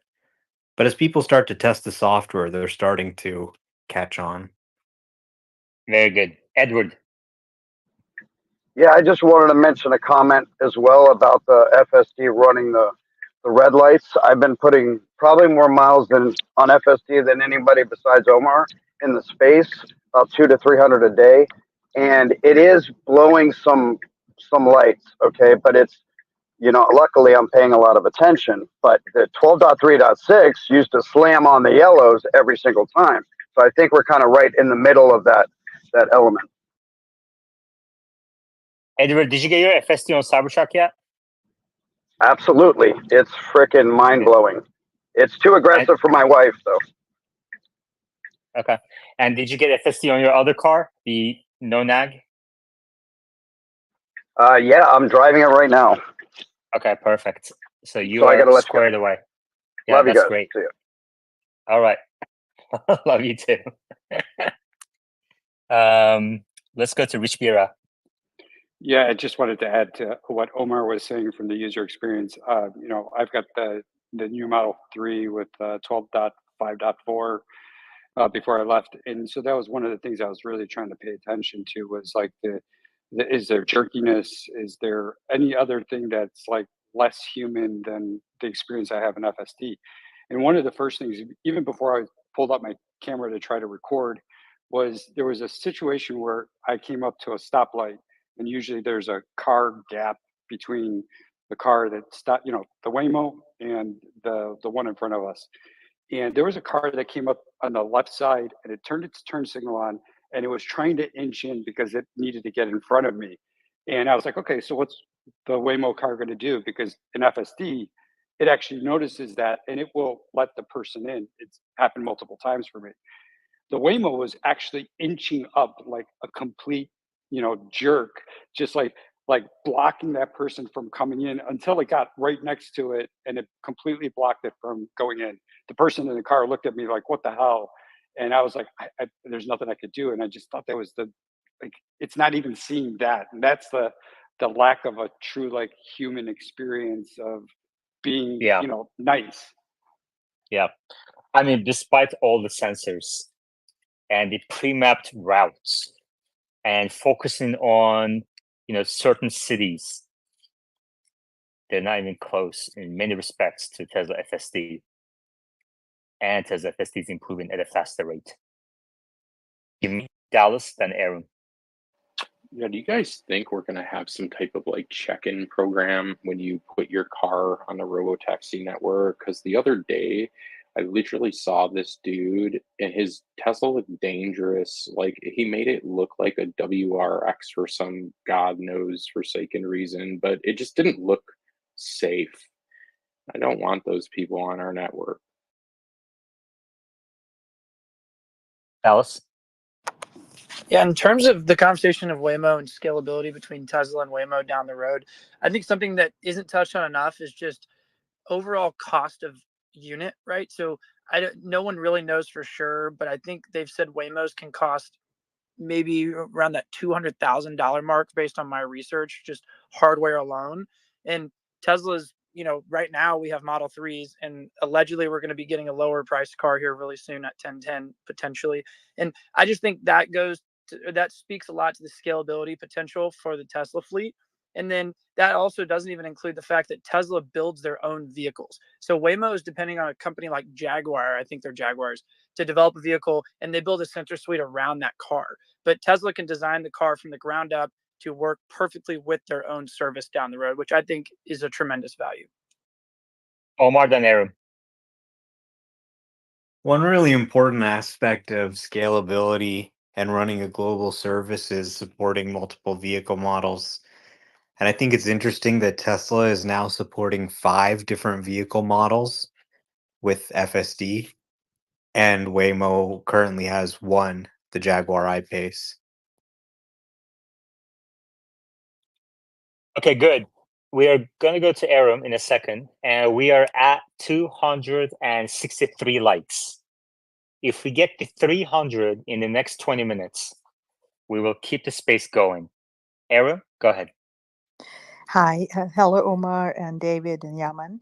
I was, listening and just got to this point where I have to share my experience in terms of number one, how my Tesla Model X, compares with the other SUV which are in market, comparably Mercedes or BMW. I bought the BMW first, the E BMW, and within a couple of weeks, there was a transmission warning, and I had to stop driving it and stayed in the shop for like 3 months. During that time, my Tesla X was ready, so I picked that up. I've been, you know, pleasantly surprised. Initially, the comfort level and the quality, I was like, no, it's not the same because I'm so used to of the Mercedes or BMW ride. But gradually, I got used to of how the car kind of drives. Then the a lot of nagging was there in the FSD initially, but with this new update, I am so glad. On long routes, going from where I live to Dallas 5 hours, or from here to Houston 4 hours. Oh my goodness, such a huge difference. It's like I have a chauffeur that's driving me, and the chauffeur is so conscientious and like really respectful. It allows people to come merge in, it slows down and to give way to other people. It also kind of saved my life in one of the instances where there was a crash on a right lane, and I was driving in that right lane. The car in front of me was, 2 cars ahead. I did not realize why. All of a sudden, my car, Model X, took a sharp left turn, changed the lanes, and we drove past by. And I saw with my own eyes these cars kind of piling behind each other. So, like the fifth car in front of us kind of stopped suddenly, and then the 3 cars behind it kind of jammed and had a really bad accident. I still don't know how Tesla knew to avoid that accident, and it changed lanes, right? It changed lanes while I'm looking in real time, parts flying by and cars smashing in each other. So it kind of saved me from that accident. I don't have that fast reflexes, and there was no way I could have done that. So, you know, full props to Tesla for, I don't know how, knowing that. Part number All two right. was it came in a rainy day on Kroger, and from the, Thank smart you. someone picked me up. JC. Oh, Yeah, I have a question for Omar, but first things first, we're only 29 likes away from 300. So, Yaman, we're doing good here. You got 13 minutes to get 29 likes in. Um, so my question for Omar is it's kind of Well, give interesting us with the hold on. role. Give us your pitch. Why should people go like it? Give it the Texas way. You should go like it so that we can get to 300 likes and keep the best live stream show on X going for another half hour. I know that was pretty terrible. Sorry. Can you You do put it me with on a the spot. Texas accent? Sure. How about I'll do this? How about a little bit of Kenny Rogers? Everyone considered him the coward of the county. He never stood one single time to prove the county wrong. Everybody called him Yellow, but I knew they were reading Tommy wrong. I looked after Tommy because he was my brother's son. I still recall the final words my brother said to Tommy. He said, "Son, my life is over, but yours has just begun. Promise me, son, not to do the things I've done. Walk away from trouble if you can. It don't mean you're weak if you turn the other cheek. I hope you're old enough to understand. All Son, you right. don't have to fight to be a man." Wow. Well, with that, we went up to 280. We're at 280. Congratulations. Who wants to sing next? Let's see if Omar sings, we can get to 300. Omar, how is your singing voice? I don't know. I guess we'll find out. Go ahead. Well, I'll save that for 10:10. Hopefully JC comes and we can have a sing along. Absolutely, I'll be there. I'll be in LA. I don't have an invite, but I'm definitely going to be in LA. Hey, Cool. Yaman, do you mind if I ask my question of Omar? Yeah. On it's FSD related, so it's pretty interesting, Omar, how slowly they rolled out 12.5 to the fleet on the regular fleet, and I totally get it that they that it took a while till seems like just about everybody's got some version of it now. But then when it came to the Cybertruck, the OGs got it, and I think everybody was fully expecting that y'all would need to play with it for a good week or two. I don't even think it was 24 hours later. It seemed like every damn person with a Cybertruck's got 12.5.5, and it's just kind of interesting to juxtapose those two things. Do you have any, like, you've driven around with it a lot now? Anything different about how 12.5 is working on the Cybertruck that they felt so confident to just rip the Band-Aid off and send it out?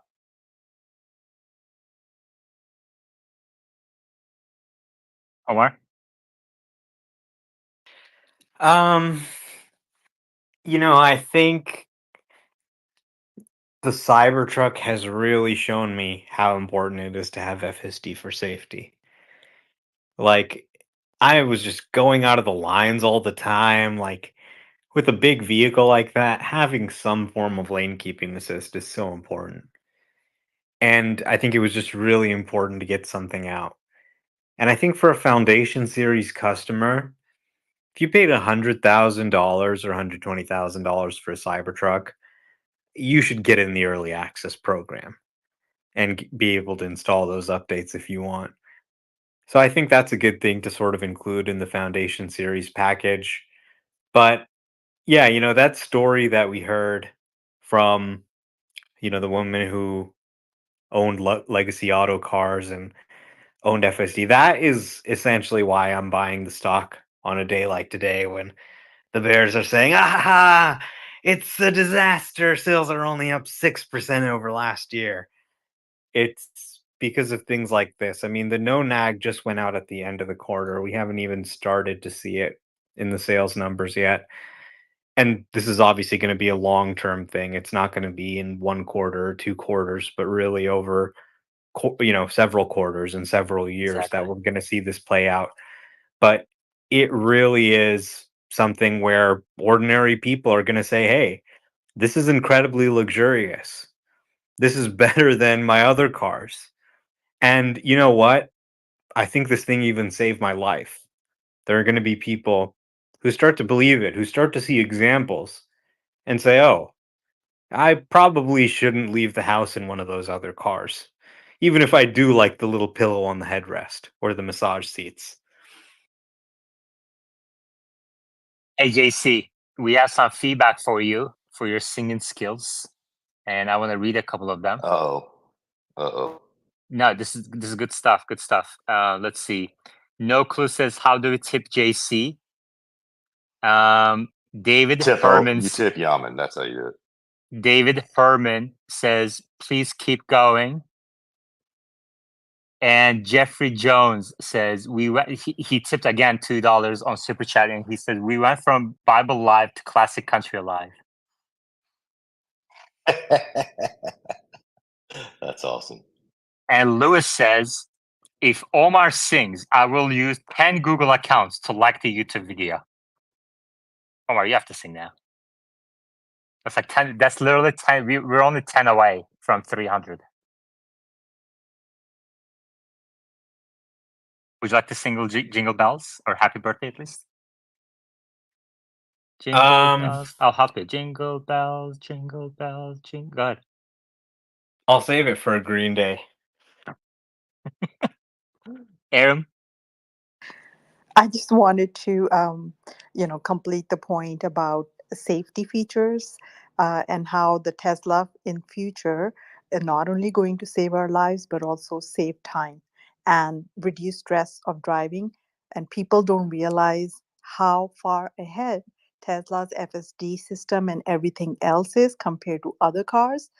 Because trust me, I've been trying to test drive other cars, and every single one of them are far behind. Drew says, if Omar sings, I will dislike this.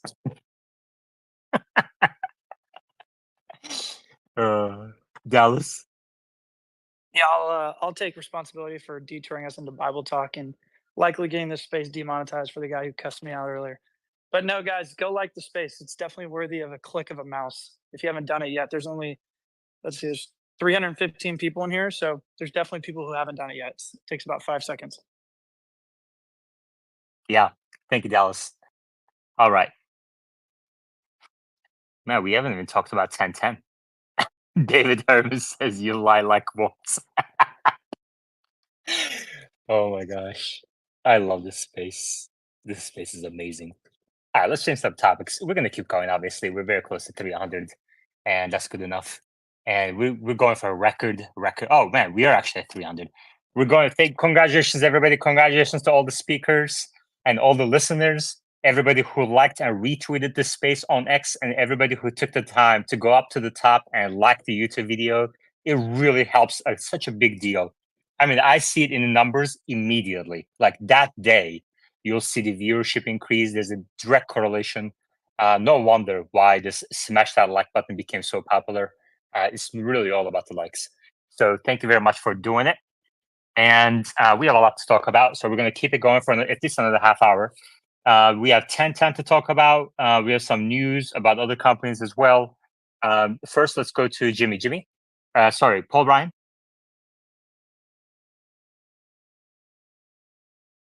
Sorry, what? Paul Ryan. Jimmy. Whoa, I think your space is messed up. Paul Ryan's a listener. My hand's not up. Okay. It happens. All right, let's see what we got. Oh, 311. Okay, I'm getting really distracted by these likes. You may get a 350 before this is up. Thank I you, know. Kenny Rogers. Yeah. It's all about your singing. All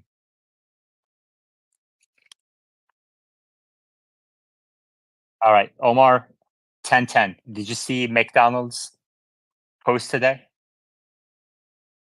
They showed 1010 on their Yeah. bag. What do you think? Do you think we're going to see Optimus flipping burgers at McDonald's on 1010? It's certainly interesting. I mean, my first reaction was, look, this couldn't be Tesla related. Then I started zooming in and I said, okay, well, the background of this image is a little disturbing. This guy needs a new chair, first of all. And then I looked at the receipt on the order and it said delivery October 10th, noon. That's an interesting date, but especially considering it's 1 week in the future. And then you look at Elon following the McDonald's social media manager back in August. And that was around the time they pushed the date back because they wanted to include a few other things. And then you look at some of the postings on LinkedIn from the Tesla bot team. Hey, this is going to be really great. And you hear some of the rumors that the Optimus team has been seen in Burbank preparing something. And the mind starts to wonder. Then you see this McDonald's social media post. Could be 1010 related, could be Optimus related, could be Robotaxi related. Maybe we see McDonald's make an appearance. Maybe maybe Optimus is going to make us a Big Mac. Maybe it's going to deliver a Big Mac. Maybe McDonald's is buying Optimus from Tesla to put in their stores. All right. Omar opened the can of worms.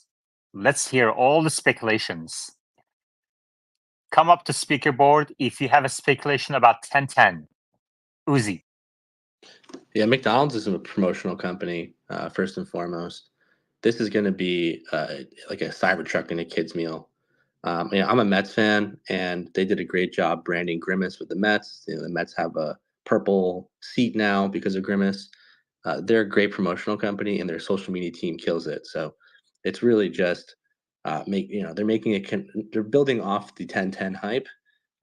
Maybe you'll have Optimus doing something with McDonald's. I doubt it, because it's not a great look for Tesla if he's taken over. His introduction to people is taking over McDonald's workers' jobs. All right, people are sharing their takes in replies. Let me know if you're on YouTube live chat what your thoughts are about McDonald's post.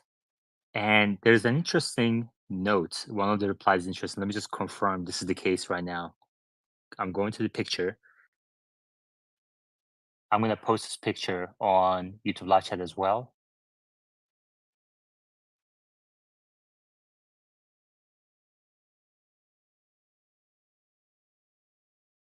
Let's see. Oh. Omar, did you see the area code in the phone number? No, what is it? 707. What is that area code? Oh, come on, you know this. I think I looked it up, but then I forgot. California. Northwestern part of California, and covers the following counties. Yeah. Well, Indeed. yeah. I mean, I don't really know what the significance of that is. Well, It's let's hear kind of it. like Sonoma. I mean, it's not necessarily where the event is going to be, and it's a little bit north of Tesla's former headquarters and engineering headquarters. So I don't know, just a random California area code. All right, let's hear from Paul Ryan. Yeah, I'm very excited about 1010, and thank you for the space. And it's an amazing place for us to network. I really do think that that Robotaxi and Optimus are going to have a very crucial role on 1010. I am a big believer that somehow they're going to put the Tesla bot into the new Robotaxi and have him delivering food. And I can see McDonald's using it for labor, because labor costs is through the roof because of inflation. So I think it's very likely that this could be a solution for McDonald's. It's so, I don't know if you guys have used a kiosk that they've installed at McDonald's. It is ass. I hate it. But if there was a robot you could interact with and make your order with, I think that would be pretty awesome if they could do something like that also.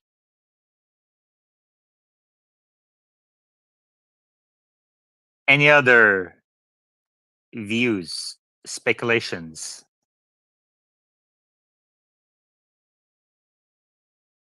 The real Zertex says in YouTube live chat, not a Big Mac. Not a Big Mac. Double negative. Jimmy?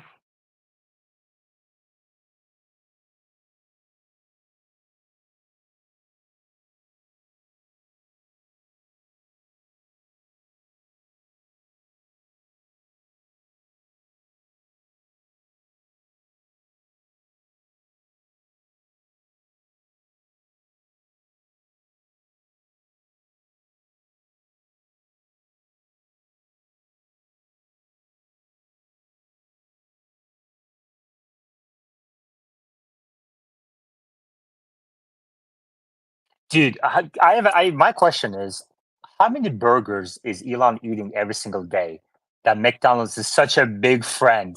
You know what I mean? Like, they're talking about Dogecoin, and they're talking about like 1010 events. I mean, I don't know. Hollis in YouTube, yeah, right? Trump. Yeah, exactly. I mean, I like McDonald's too, but I mean, come on. Hollis, they're not promoting MySpace. Hollis says, let's go for 420 likes. 420 likes. Hollis says she's been tipping every single day on super chats. Thank you, Hollis. We have some more requests to speak here. Let's see. Dallas, go ahead. Yeah, do you think there's any correlation to the fact that the spy vehicle that was spotted is yellow, kind of the golden arches thing? I don't know, maybe not there, but and then someone posted below they got an email from McDonald's saying some new Big Mac head. It says it might look different. People love the snack wrap, Big Mac snack wrap. I don't know, maybe that's it. We'll see. Thank you, Hollis, for tipping again. She tipped twice today. And it says, let's campaign for 420 likes. Let's go. Let's go to our robotics expert, Alexander. Alexander, do you think we're going to see Optimus flipping burgers on 1010? Am I the only one that's going to question if you need more hamburgers or not? We always need more burgers. Right? I mean, come on. McDonald's, they got the best fries. And they are limited by labor cost.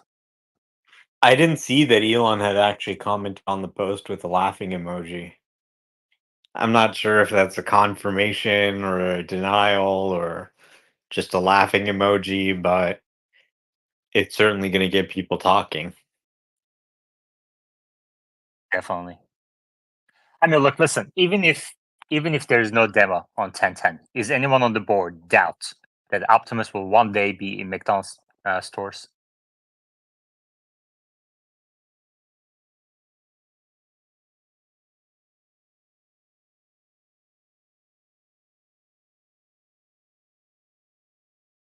Have you guys Exactly. seen what McDonald's workers do behind the scenes? There's like a little machine and a McChicken comes down a slide and they pick it up and put it in your bag and they give you the bag. That is the easiest job for Optimus to do. It wouldn't get distracted. It could do it fast. It wouldn't make mistakes. And Doesn't spit into your burger. It doesn't spit in your burger. And you know what? People would think it was cool. If there was an Optimus picking up my burger and putting it in the bag and handing it to me, I would go to McDonald's and I would just stare at it. Maybe Exactly. order Hey, by the way, burgers. has anyone on the board seen the movie Waiting? Waiting? Anybody? Jimmy has. Alexander hasn't. The two people I knew they wouldn't have. Alexander obviously hasn't had that American classic, and Uzi was too young to see the movie. Exactly. And every single person in the service industry, in restaurant, bar industry, have seen that movie, except for the younger generation. If you haven't seen it, I highly recommend it. You will want Optimus making your burgers. Alexander? Yeah, I was actually grown up on Hollywood movies, so it's not like Sweden is in the dark. Have you seen it though? No, I don't think so. Exactly. It's an American classic. It's like an American Pie. Like some movies that they don't catch on in other countries, but in US they're classics. When you see the movie, you'll understand why. Paul Ryan and then Uzi. Yeah, I was going to say to Omar's point, I think this could be a really big campaign pusher for McDonald's. Even if it was just a yellow Tesla bot and a cyber burger of some sort, I think this would be a very big promotional thing. I don't doubt that Tesla wouldn't team up with them. I think this is a really good opportunity for both companies if it is real. Uzi. I watched a documentary about a meme cult for Bed Bath and Beyond, where people were looking at Ryan Gill's, every tweet and searching for meaning. I do feel like we're doing that right now. At the most, you get a burger. It's going to be a toy. I will say though, McDonald's does have a history of being the most innovative fast food company. If there is a company that would partner with Tesla, it would be McDonald's. I just don't think it's this time. Maybe if there's an announcement, I will pee my pants, but I just don't think so. Please don't pee your pants. And there's some research out there. Every time you mention pee, the likes go down, ad revenue goes down. Advertisers don't want to advertise next to peas. So don't do that. And what was I going to say? Oh, actually, don't you think, Uzi, a partnership like the Tesla Semi did with Pepsi? Don't you think we can see a test pilot run with McDonald's in one of their stores? Is that difficult? Do you think? No, Omar's right. If it's exactly pick and place and it's picking up battery cells, then it can do that with burgers, and I think it would be a draw. I'm just it's a little, you were the one saying, oh, look at the zero promotion with Tesla Korea. I mean, we're gonna have an Optimus or whatever, or zero driver. I just don't want to get over excited based off of one McDonald's post where they're promoting their products. Yeah, I don't know. I mean, I think this would be monumental, and it would. By the way, you remember when Elon said we're going to show some cool stuff on 1010, and I don't think people will get it, but it's going to be amazing, kind of thing. I think that also fits that's what Elon said too, because this would be super exciting for everybody, for humanity and us in this space, but it wouldn't really impact the stock value too much, unless if it's because of some sort of hype around it in the short term. But it wouldn't impact the intrinsic value of the company for the next year or two. Obviously, it would just be a pilot run. Just imagine how Tesla Semi has been pilot for a few years now, but it's not really material to the bottom line just now. We have a lot of hands. I gotta stop talking. But in the meantime, Steve reminds me the number of likes has gone up to 323. We are 97 likes away from 420. So let's go to Alexander. Yeah, I was looking at some of the comments below the post, and there were so many people that didn't have a clue what it was about. So I think it's going to bring some PR for sure. Exactly. Jimmy.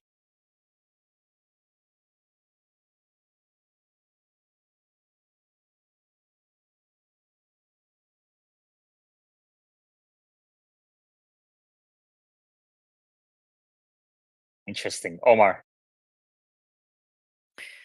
Yeah, I really think this event is really about presenting a new future for the company.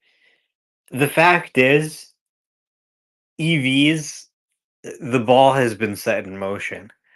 Everyone's saying, oh, EVs aren't going to happen. A lot of people are still in denial. But that first domino has been set off. Battery supply chains are being built, chargers are being built, products are being put into the marketplace. It's obvious now to people who are paying attention as EVs keep getting better and better and ICE keeps getting more and more restricted. EVs have won. Even robo-taxis, even though we still talk about is it going to happen? We have real driverless services in the world now that are running. Soon Tesla's going to be running one too. They've got now millions of cars that are running their AI software. Hey And guys. Oh, go ahead. yeah, so I really think this is about that next vision. It's not a car, it's We Robot. And what I really think they could show is something like a robot, you order from McDonald's, a robot goes, it makes your burger itself, packs it up, puts it into a cyber cab, and goes and delivers it to your door without a person. We're really looking at a very different kind of economy where most economic activity could be automated. Everybody's talked about AI taking your jobs, but it hasn't had a body. So the number of jobs you can take when you don't have a body is limited. This is about bringing the AI breakthroughs we've seen into the real world. And I think Tesla is the tech company that's going to do it. We have some great replies and comments. I'm going to read one of them. We're going to take a 30-second break for everyone in the audience on X to go and like the YouTube video. And after you guys come back, we're at 324 likes. When we get to 350, I'm going to read one of the replies that I believe is very insightful. And it really, it's a good data point. I'm going to read the audio ads while you all do that. This is 2 hours and 15 minutes, guys. Congratulations. This is great. Very good. By far, many records today on today's episode. concurrent viewers, total viewers, engagement in live chat. They're all going to be records today. Tesla Live is proudly sponsored by Joa, your go-to source for premium Tesla accessories. And because you're part of the Tesla Live community, Joa is hooking you up. Use code TSLA Live for a special discount at checkout. And pay more. Buys, sells, trades, and recycles your old electronics. Join the payment revolution. Visit one of their 100 stores near you or visit paymore.com. One of the replies says, isn't it interesting? Sorry, isn't it strange that one of the Tesla employees said, quote, can't wait to see what we're cooking up on 1010. Oh yeah, isn't that what the guy on the robotics team said? Is it? Who was it? Do you remember? I don't know. Some guy, his bio said robotics at Tesla. Dude, I think this is real. I think McDonald's and Tesla is about to announce some sort of. I mean, it's totally possible. McDonald's, and the more we kind of see these tidbits, the more I'm starting to believe the future is here. Another person replied and said, in 2023, Elon Musk publicly committed to eating a McDonald's Happy Meal on live television if McDonald's adopted Dogecoin as a payment method. This was part of an interaction on Twitter where Musk often engages with his followers in a playful manner, especially around cryptocurrencies like Dogecoin, which he has historically supported, or at least humorously entertained. Interesting. And we're pleased to announce that McDonald's will now be accepting Dogecoin. And then Elon eats the Big Mac. Served by Optimus. And you can see the live picture at the top of your screens. And I'll put it on YouTube as well. So if you're watching this on YouTube, please take a look at your screen. Check it out. That looks pretty fucking cool. That mental image is a bit much.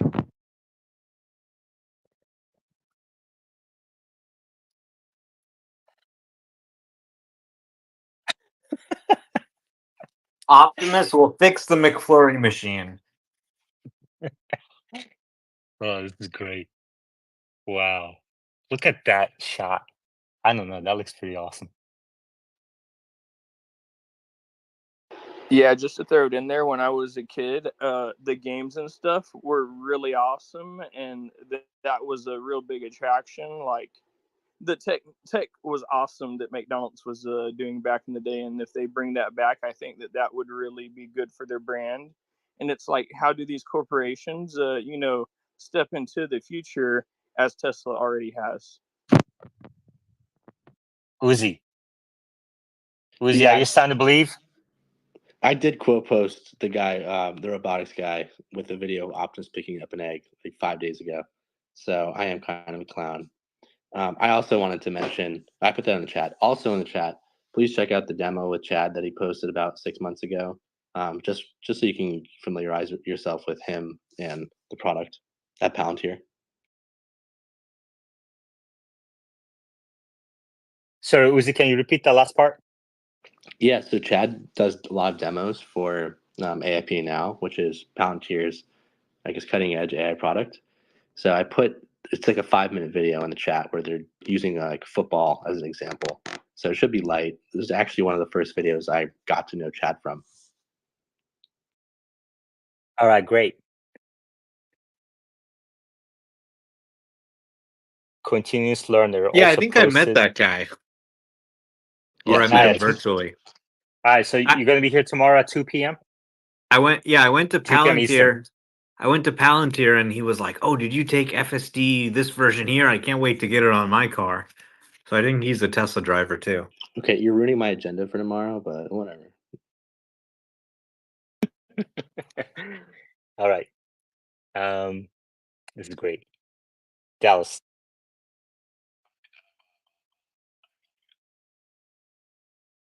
Dallas, we can't hear you. Paul Ryan. Yeah. Just the flowing. I'm a believer. I wonder if they might do like a Chick-fil-A type deal where you pull in the drive-through and you can actually have Optimus serve your food. But also, I don't know. I've never got my FSD to work in drive-throughs, and maybe Robotaxi might be capable of doing that. Maybe it could take you to McDonald's, pull you to the window, and maybe Optimus serve you your food. That would be pretty cool, actually. Yeah, that would be cool. Dallas. Actually, I have seen McDonald's invest a lot of money in their technology side. I know now they push the app really hard, and it seems like they're investing a lot of money into that realm of technology. So I wouldn't be shocked if we saw some sort of collaboration here. Bye, bye, Yeah. bye, bye. I am loving it. What was that? I want to read a couple of comments from YouTube live chat. Hollis says, customers will think twice before having a brawl at a restaurant with Optimus, built like that. Referring to the picture. Those insane videos are either going to get really interesting or non-existent. Nice. Steve says, you guys talked about how the McDonald's picture is in Kai Cenat's house. Kai Cenat. Who's that? The real Zyrtec says, is that the guy that burned down his house? Steve says, one of them, yes. I don't know what they're talking about. Sometimes there's like discussions going on YouTube live chat. I have no idea what it's about. It's completely detached from discussions here. Omar? Yeah, I think there's probably a greater probability than maybe we're admitting here that this actually has nothing to do with Tesla. It could be that McDonald's has chosen the same day to announce their new Big Mac. And they're like, introducing our new Big Mac. And it has nothing to do with Optimus. So, it's an interesting little post. It's maybe hinting that there's something coming on 1010, but I wouldn't take it to the bank. I mean, how do you take this to the bank anyway? You just bring it to them. You say, hey, we got a yellow robo taxi, Ronald McDonald colors. Can I have a loan to buy some Tesla stock? FSD driver says, whole Mars just killed all the fun in the room. We want McDonald's. Paul Ryan. Yeah, at the top of that picture, it says we have a special new item coming to you and about a chat. And I'm wondering if Grok might also get some kind of play in this, maybe with McDonald's using it to be able to order food through Grok, or perhaps Optimus having Grok installed at McDonald's and you actually talk to Optimus, which would be really awesome. Yeah, we are we're so down the deep end here. It is wild. We're looking at it's okay. I mean, Tesla Live, sometimes we have fun.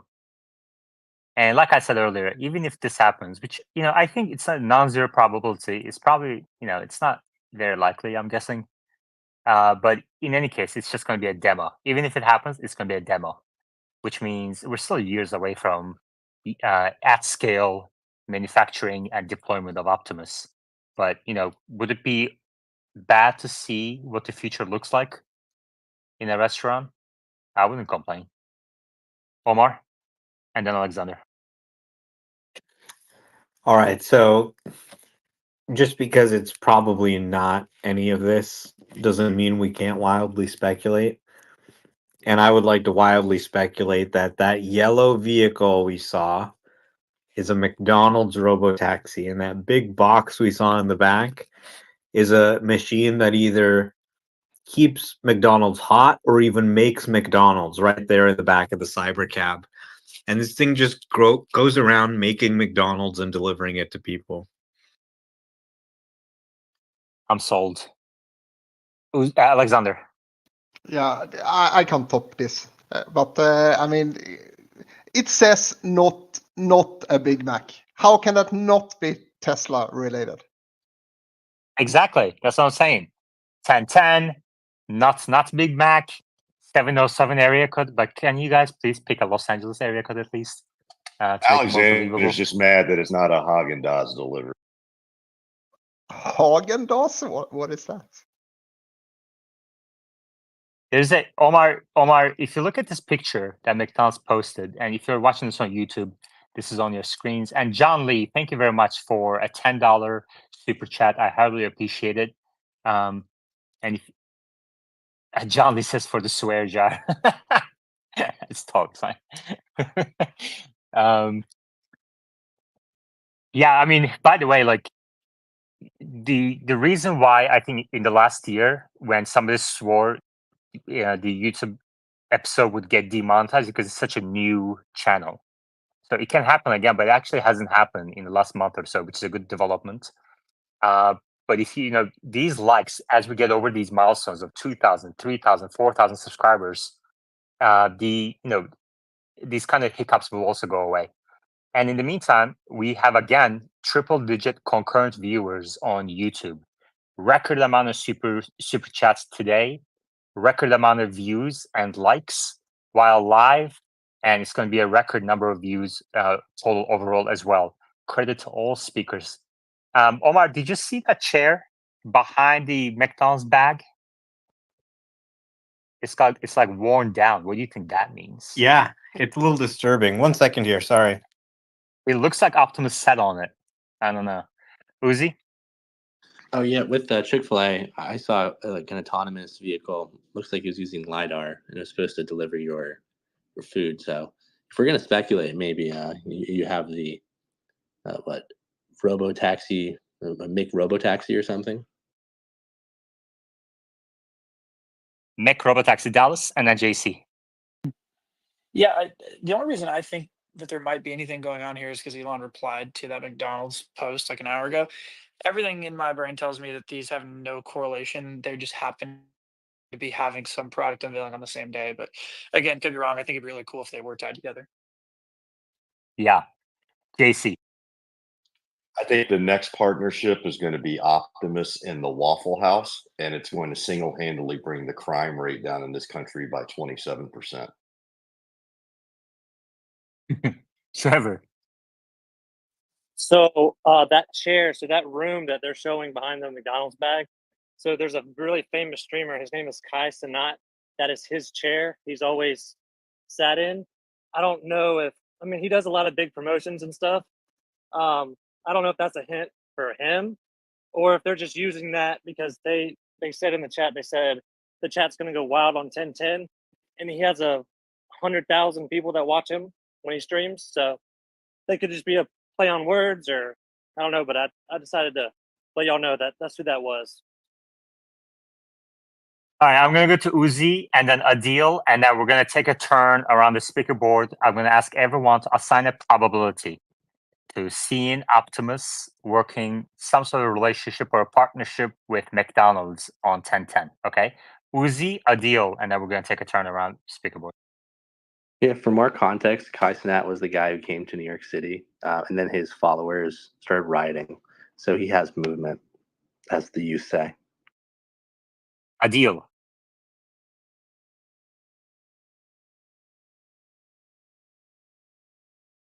Adil, you have to unmute, guy. There we go. Yeah. Yeah, I was just raising my hand to give some background into when you were talking about the chair, who Kaifan that was, but you guys already covered that. And then also the receipt says chat will go wild, which is typically Twitch related. So I hope it's related to Tesla, but I'm trying to temper my expectations. But yeah, that's all I had. All right. Now we're going to take a turn, assign probabilities to Optimus and McDonald's, some sort of relationship. Okay. Whether it's an announced partnership or a demo, doesn't have to be flipping burgers. Even if it's kind of stands behind the cash register, it counts results to yes. Okay. So let's start. We're going to go around in the order I call on people. Okay.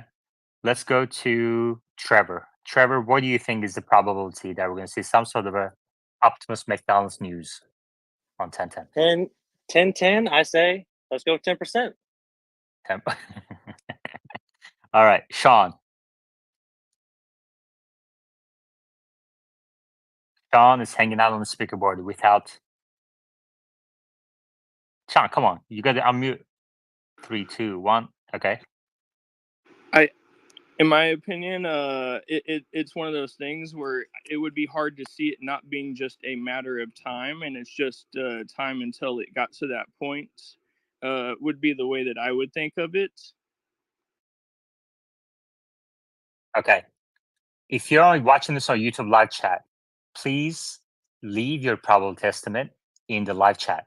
Okay. We have about 100 people. I want to see 100 responses in the live chat. What's your probability estimate? Steve says, I'm going to read that later. So Trevor went, Sean went.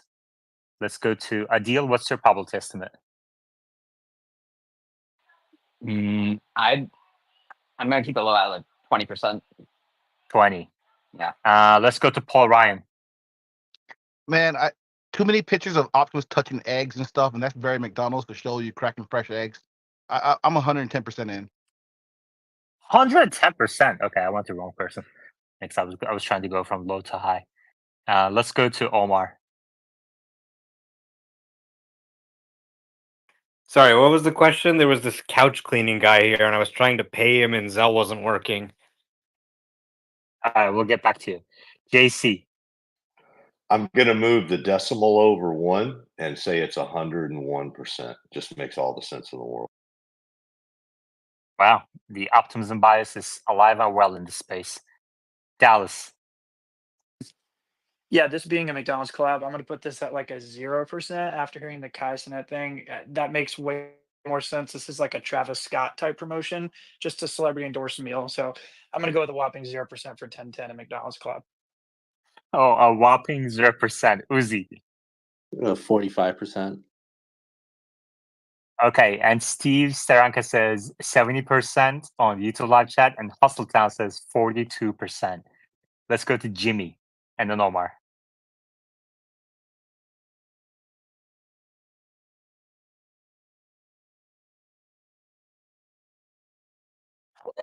Okay. That's what the Optimus is there wow. for. Okay, this is getting out of hand.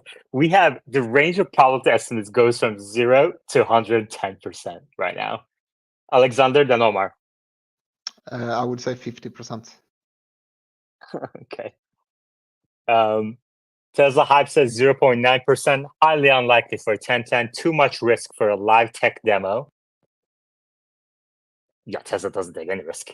Do you guys remember the first AI day where they kind of like walked out Optimus and carried them in their shoulders? And then Virtual Larry says 42%. Omar, what's your probability estimate? Let's give it 10%. All right, 10%. So very wide range, but most estimates are less than 50%. Interesting. I mean, come on, Omar. Do you think McDonald's is playing without emotions here? Yeah, they're really good at social media marketing. I think they know, obviously, that there is a 1010 event and there's a lot of hype. So it would be kind of funny to just announce something else. And, Elon posted a laughing emoji. It's almost kind of like, ha ha. You're kind of, trying to. It's good marketing, If you don't have a collaboration, pretend you do. And people are going to tweet about it, right? We're talking about it right now. And someone in the audience is probably thinking, Big Mac, I should go get one. Someone's probably eating a Big Mac right now since we started talking about this. So Machine it's just good went from chicken to Big Macs. Yeah. So it's good marketing, but in terms of whether we'll actually see something material, well, I guess we'll find out next week. West says in YouTube live chat 60%, and South Pow 607 says 15%. Listen, if Optimus isn't flipping McBurgers on 1010, I'm taking my talents to Burger King. Alexander. Yeah, I'm more leaning out now that maybe this is not the best idea to like flip burgers at McDonald's, to be honest. You have this, like, you Americans, you have Tesla, and they make this top edge technology, and you put it in McDonald's to give you more burgers that you don't need. Like, come on. Hey, McDonald's is America, okay? It may not be the best quality food. You don't want to know what part of the chicken the nugget is. But you can go in there for $1, they'll give you a McChicken. And you can eat it. And you won't be hungry anymore. And no matter how rich or poor you are, the richest man and the poorest man eats the same $1 McChicken. At the twilight.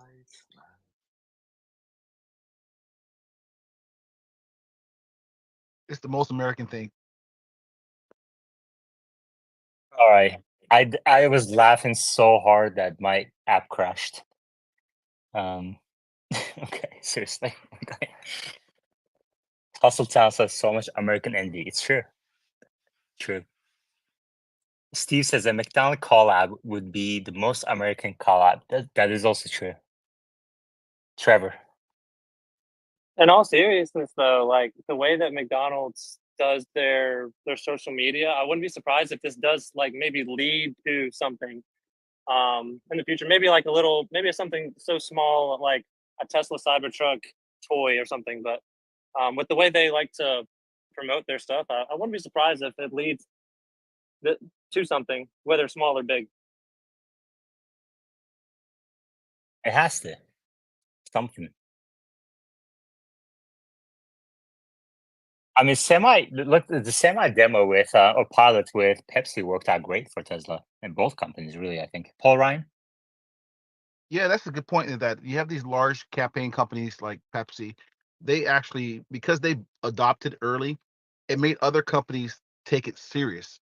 And I think it could be very similar to the robotaxi service. Now we know initially Tesla planned on making it for themselves as a proprietary taxi service, but I would not be shocked if they partner with McDonald's to maybe just to help localize general deliveries. And then with Optimus, he always said they were meant for factories initially to help alleviate the cost of workers. And McDonald's is very, as we said earlier, cutting edge. They're going to try something new and try to make it work. I worked there for 2 years as a manager, and there's always some kind of new robot they had or new technologies they're using to try to push forward and save money and innovate. I'm just still laughing at Alexander's comment. You guys have this top technology, use it to make more burgers. Accelerating the transition to diabetes. Saturated fat. Scott says this space is the best space ever. I agree. I mean, reading this again, it really seems like it probably has nothing to do with Tesla. It says special item coming to a chat near you, valid at participating McDonald's. And then it says not a Big Mac. So I think this is really about them launching a new Big Mac or something and probably has nothing to do with Tesla. What do you think the fan in the background means? It's a hot day. Maybe it's spicy. It's only one fan. Let's Launch go multiple to. ads. All right, we have a lot of hands. OB says Cyber Mac. OB says Tesla Happy Meal with a toy Cybertruck. Complicated to keep it a secret if McDonald's involved. So yeah, probably not like the Virtual Larry says. We have 336 likes. And I see a bunch of hands. More people requesting to speak. We're going to take 30 seconds for people who just joined us in the last half hour, 45 minutes, to take a moment to please go up to the top of our screens, click that YouTube link, and like the video. Really helps the channel out.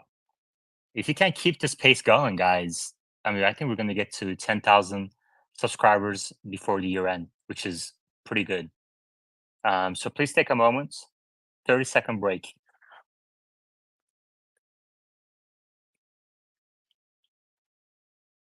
Yo, JC, you want to count down from 30? Oh, yeah. Perfect. JC, go ahead. I want to promote by saying, please also share this space on your personal Twitter page or X space. Sorry. Thank you. It really makes me happy when speakers step up to it because I think people sometimes get tired of me saying these things. So it helps for other speakers do it. JC, go ahead. 30, 29, 28, 27, 26, 25, 24, 23, 21, 20, 19, 18, 17, 16, 15. Oh Lord, I forgot 14, 13, 12, 11, 10, 9, 8, 7, 6, 5, 4, 3, 2, Special lines can 1, sign up. 0. Did you go to negatives? That was more than 30. All right, we're up to 340 likes. Let's go to Gianni. 14 is Catorce. Hey, I always put in the fries in the hamburger. That's really good advice. I wanted to say a couple things. The number one, the whole robot thing with McDonald's would be on brand for Elon's relentless decade war against the unions. Just supplanting the unions with the robot would make sense. And then the other quick one, I'm going to be on Kramer tonight on the lightning round, and I'm going to ask him just so it's documented, it's charted. Jim, do you think Tesla will be the largest company in the world in the next 10 years? I want to get him on record to say no, just so we can gloat in 10 years. That's it. Wait, you actually get a heads up that you're going to be on tonight? Yeah. The producer called me. I just threw in the question yesterday. That's so ridiculous. Everything here is live, okay? Yeah, They can't handle live. They can't handle live, so they have producers. They bring you into like a room, prepare you. Nothing like that here. Everybody, this is raw and live and unplugged. That's the way it should be, okay? No, I dig it, man. It's kind of quasi live, and I don't do that. I never call in, but I was just working out and on a whim I did it and they called me back. So whatever. All right. Jimmy.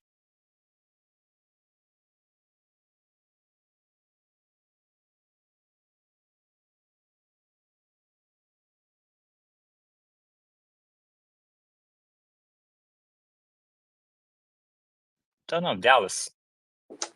I don't know the answer to that. I did spend the last 10 minutes researching into this McDonald's, not to beat the dead horse here, but I dug into this Kai Cenat guy's following page, and he's been asking for the equivalent of a Travis Scott meal for the past year. So unfortunately, it appears that this is just a celebrity endorsed Big Mac product. But I do think long-term McDonald's would be a great player to involve autonomy into, maybe like an Uber Eats style delivery where these cars can bring meals to your house, or, something to that effect. Yeah. I mean, look, whether this happens on 10/10 or a couple of years, it will happen. McDonald's is going to be one of the bigger buyers of Optimus for sure. The use case fits right there. And I don't think it's going to replace humans in the near term. It's probably going to be more like McDonald's going to build these stores that are fully automated, just like Starbucks has in New York City, for example. And it will happen. I would love to see a demo, but it's not the end of the world if it doesn't happen. I really enjoyed the last hour of wild speculation. Alexander. Yeah, that's great. That just added 10 years to your life expectancy. Congratulations. I mean, Alexander's comment was one of the best comments ever made in this space. Let me see. I have Angela coming up. We have Angela coming up, guys. 345 likes, JC, as you were counting. Thank you. JC alone Awesome. added like 30 likes today with his singing and counting down. Angela, welcome. Thank you. Hi. So I just wanted to say, McDonald's is a very heavy proponent on robotics already. So if for those that don't already know, in the Phoenix location, they have a McDonald's that is completely humanless already. So they have adopted the miso robotics as part of their cookie machine. So they've got Flippy and Dippy, if you're not familiar with miso. So I'm really excited about this. I really hope that they do something really fun with Optimus, because I think they're also going to announce Soundhound as part of their automated drive-through as well. So just wanted to kind of throw that out there. Thank you, Angela. I didn't know that. I'm gonna look that up. And Yeah. thanks for coming up. Thank you. Obi says, any news on the Tesla drive-in on Santa Monica? Omar?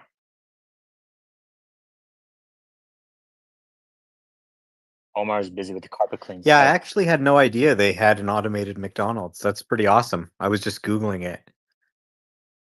Yeah. So does that, hold on one second. Does that mean they don't need Optimus? What's going on? No, Optimus would add Well, like there's a friendly reason name. why you're not seeing more of these. Yeah, exactly. Angela, what were you saying? No, so just in my opinion, Optimus would actually add a personality to it if we had that emotional connection there, right? Versus just someone cooking your food and kind of throwing it at you. You would actually be able to speak and have a emotional attachment to the Optimus. I think it would be a really great added component, to be honest. Yeah. You know what I noticed? Every time someone speaks at the same time when Omar does now for the last few days, I have no idea what the other person said because of Omar's microphone quality with iPhone 16 is incredible. It's like you automatic win in debates now. Uzi. Yeah, for the drive-through, I heard Wendy's made an AI. It seems like there's mixed reception, but you put in an LLM or pull a Brett Adcock and hook up ChatGPT to your drive-through, and it might just be better than having a human there. Jimmy.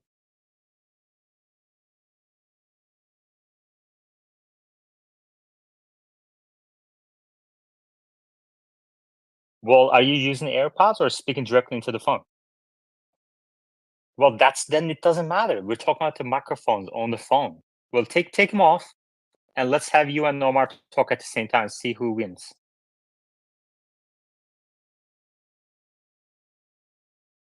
Did you take them off? We should do this on the AI chat. Okay. All right. I'm gonna count down from 3, and you guys both say Tesla Live, and let's see who says it better. Okay. 3, 2, 1, go. Tesla Live. That was very cool. That was Omar. Omar won that. Really? You think so? Alexander, what do you think? Oh, well, that's the problem. Yeah, Omar, I think was a slight. Maybe it's his voice and the microphones combined. But yeah, your voice comes out across much better without the AirPods, Jimmy. Yeah, I mean, they really had to upgrade these AirPods Pro 2, I think, but they didn't. They skipped on that one. That's all right.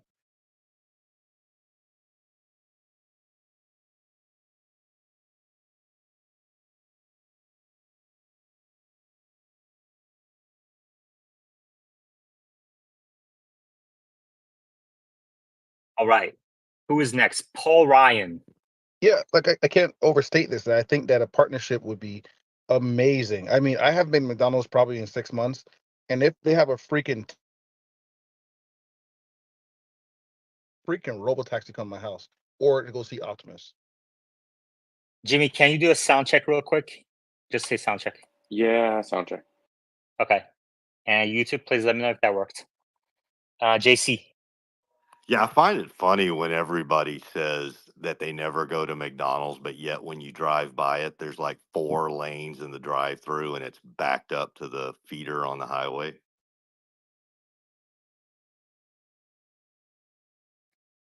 Man, this space started with Q3 production delivery numbers, and I figured we were going to talk about that for the most of it, but we literally talk about anything else in the world. I was just going to add that one of the biggest pains, in my opinion, going to any of these restaurants is when you get stuck in the drive-thru having to wait, and then sometimes you're just waiting on somebody else's order because they ordered something special, where yours was like maybe already done and getting cold. So maybe alleviating the drive-thru would be good for all the companies if they could just get to your car and or just out of the place into your door, so. Thank you, everybody. This is great. What a day, Steve says, and I agree. We have 100 concurrent viewers. It's going to be a record day on many fronts. Liz PVD says, just liked from all of 4 of my Google accounts on YouTube. Amazing. This is how this challenge. This is like literally boots on the ground, ground up effort by the community to get this channel to financial sustainability. We're now up to 350 likes and 610 views just live. There's going to be just as many. So it's going to be a record day in the first 24 hours. Brings tears to my eyes. All right, Angela, did you give me your probability estimate for McDonald's Optimus demo? Okay, wow. Okay, I'm going to come in with 35%. So a little bit lower than I would actually like. I haven't followed this story as closely as you guys have, but that would be my number, 35%. All right, 35%. What else should we talk about? Any other questions, comments, speculations, wishes, dreams, grudges? Let me check my notes. We didn't talk about macro at all today. That's all right. Let's keep it positive. Tomorrow we have Palantir employee coming up about halfway through the space, 2 p.m. Eastern. We're going to start at 1 p.m. Eastern, noon Central, and 10 a.m. Pacific. Palantir employee. So please, prepare a list of questions about Palantir.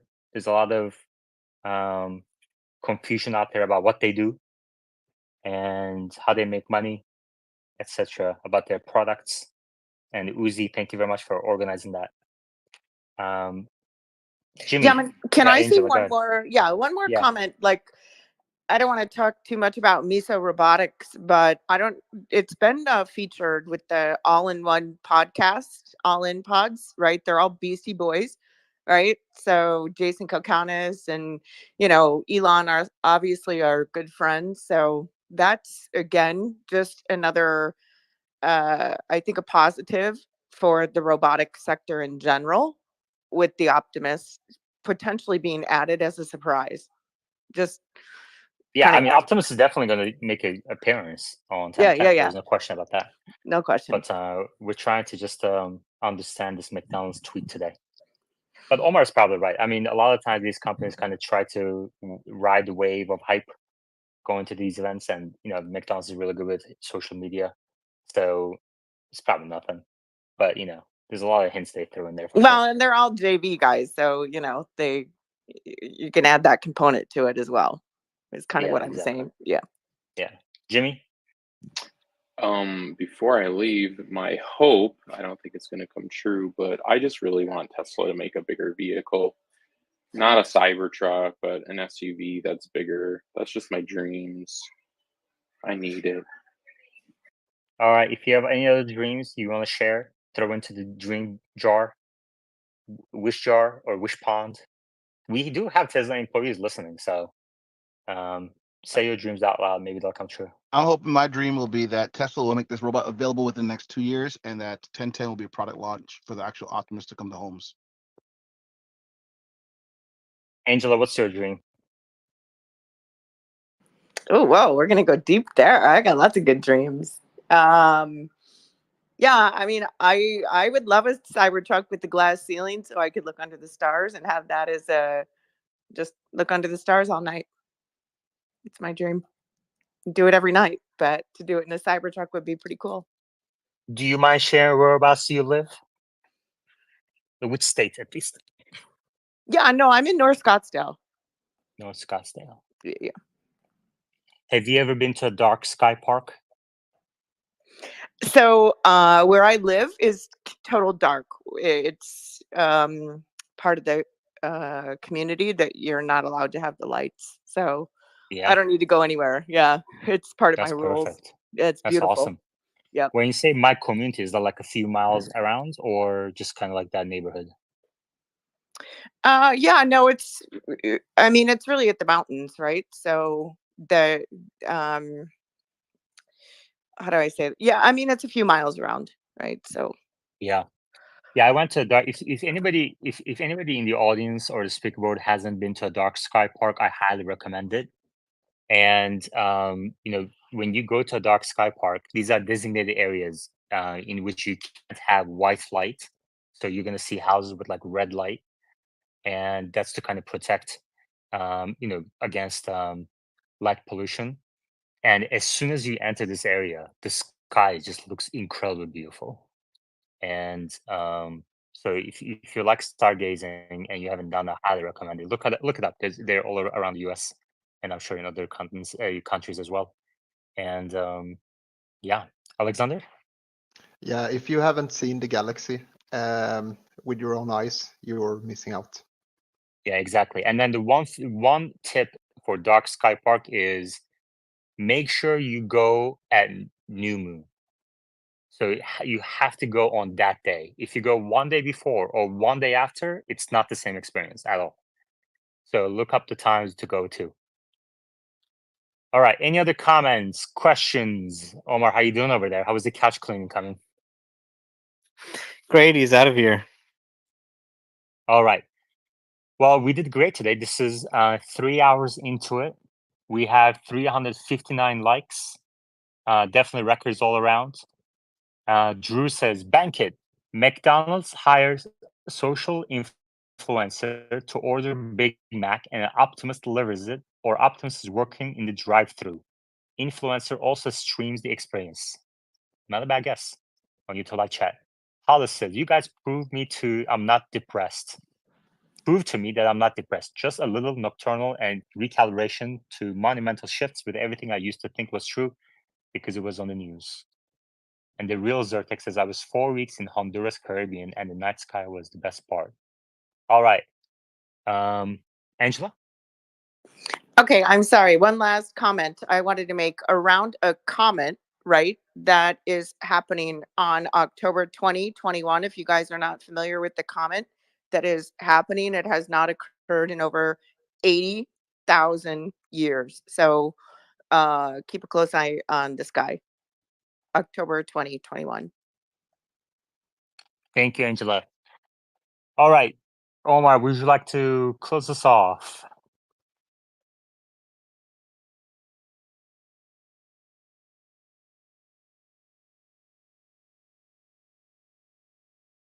Omar? Oh, that was a really good speech. I think Omar is having connection issues. I can see him trying to connect again.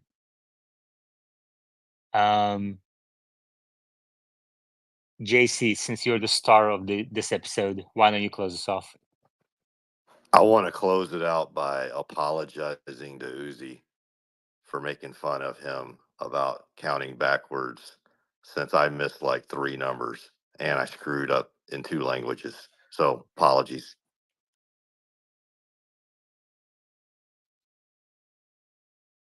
All right. Well, this has been a great day. Thank you very much, everybody. And I will chat with you all tomorrow, same time. Be prepared for our Palantir interview. It's going to be a great day.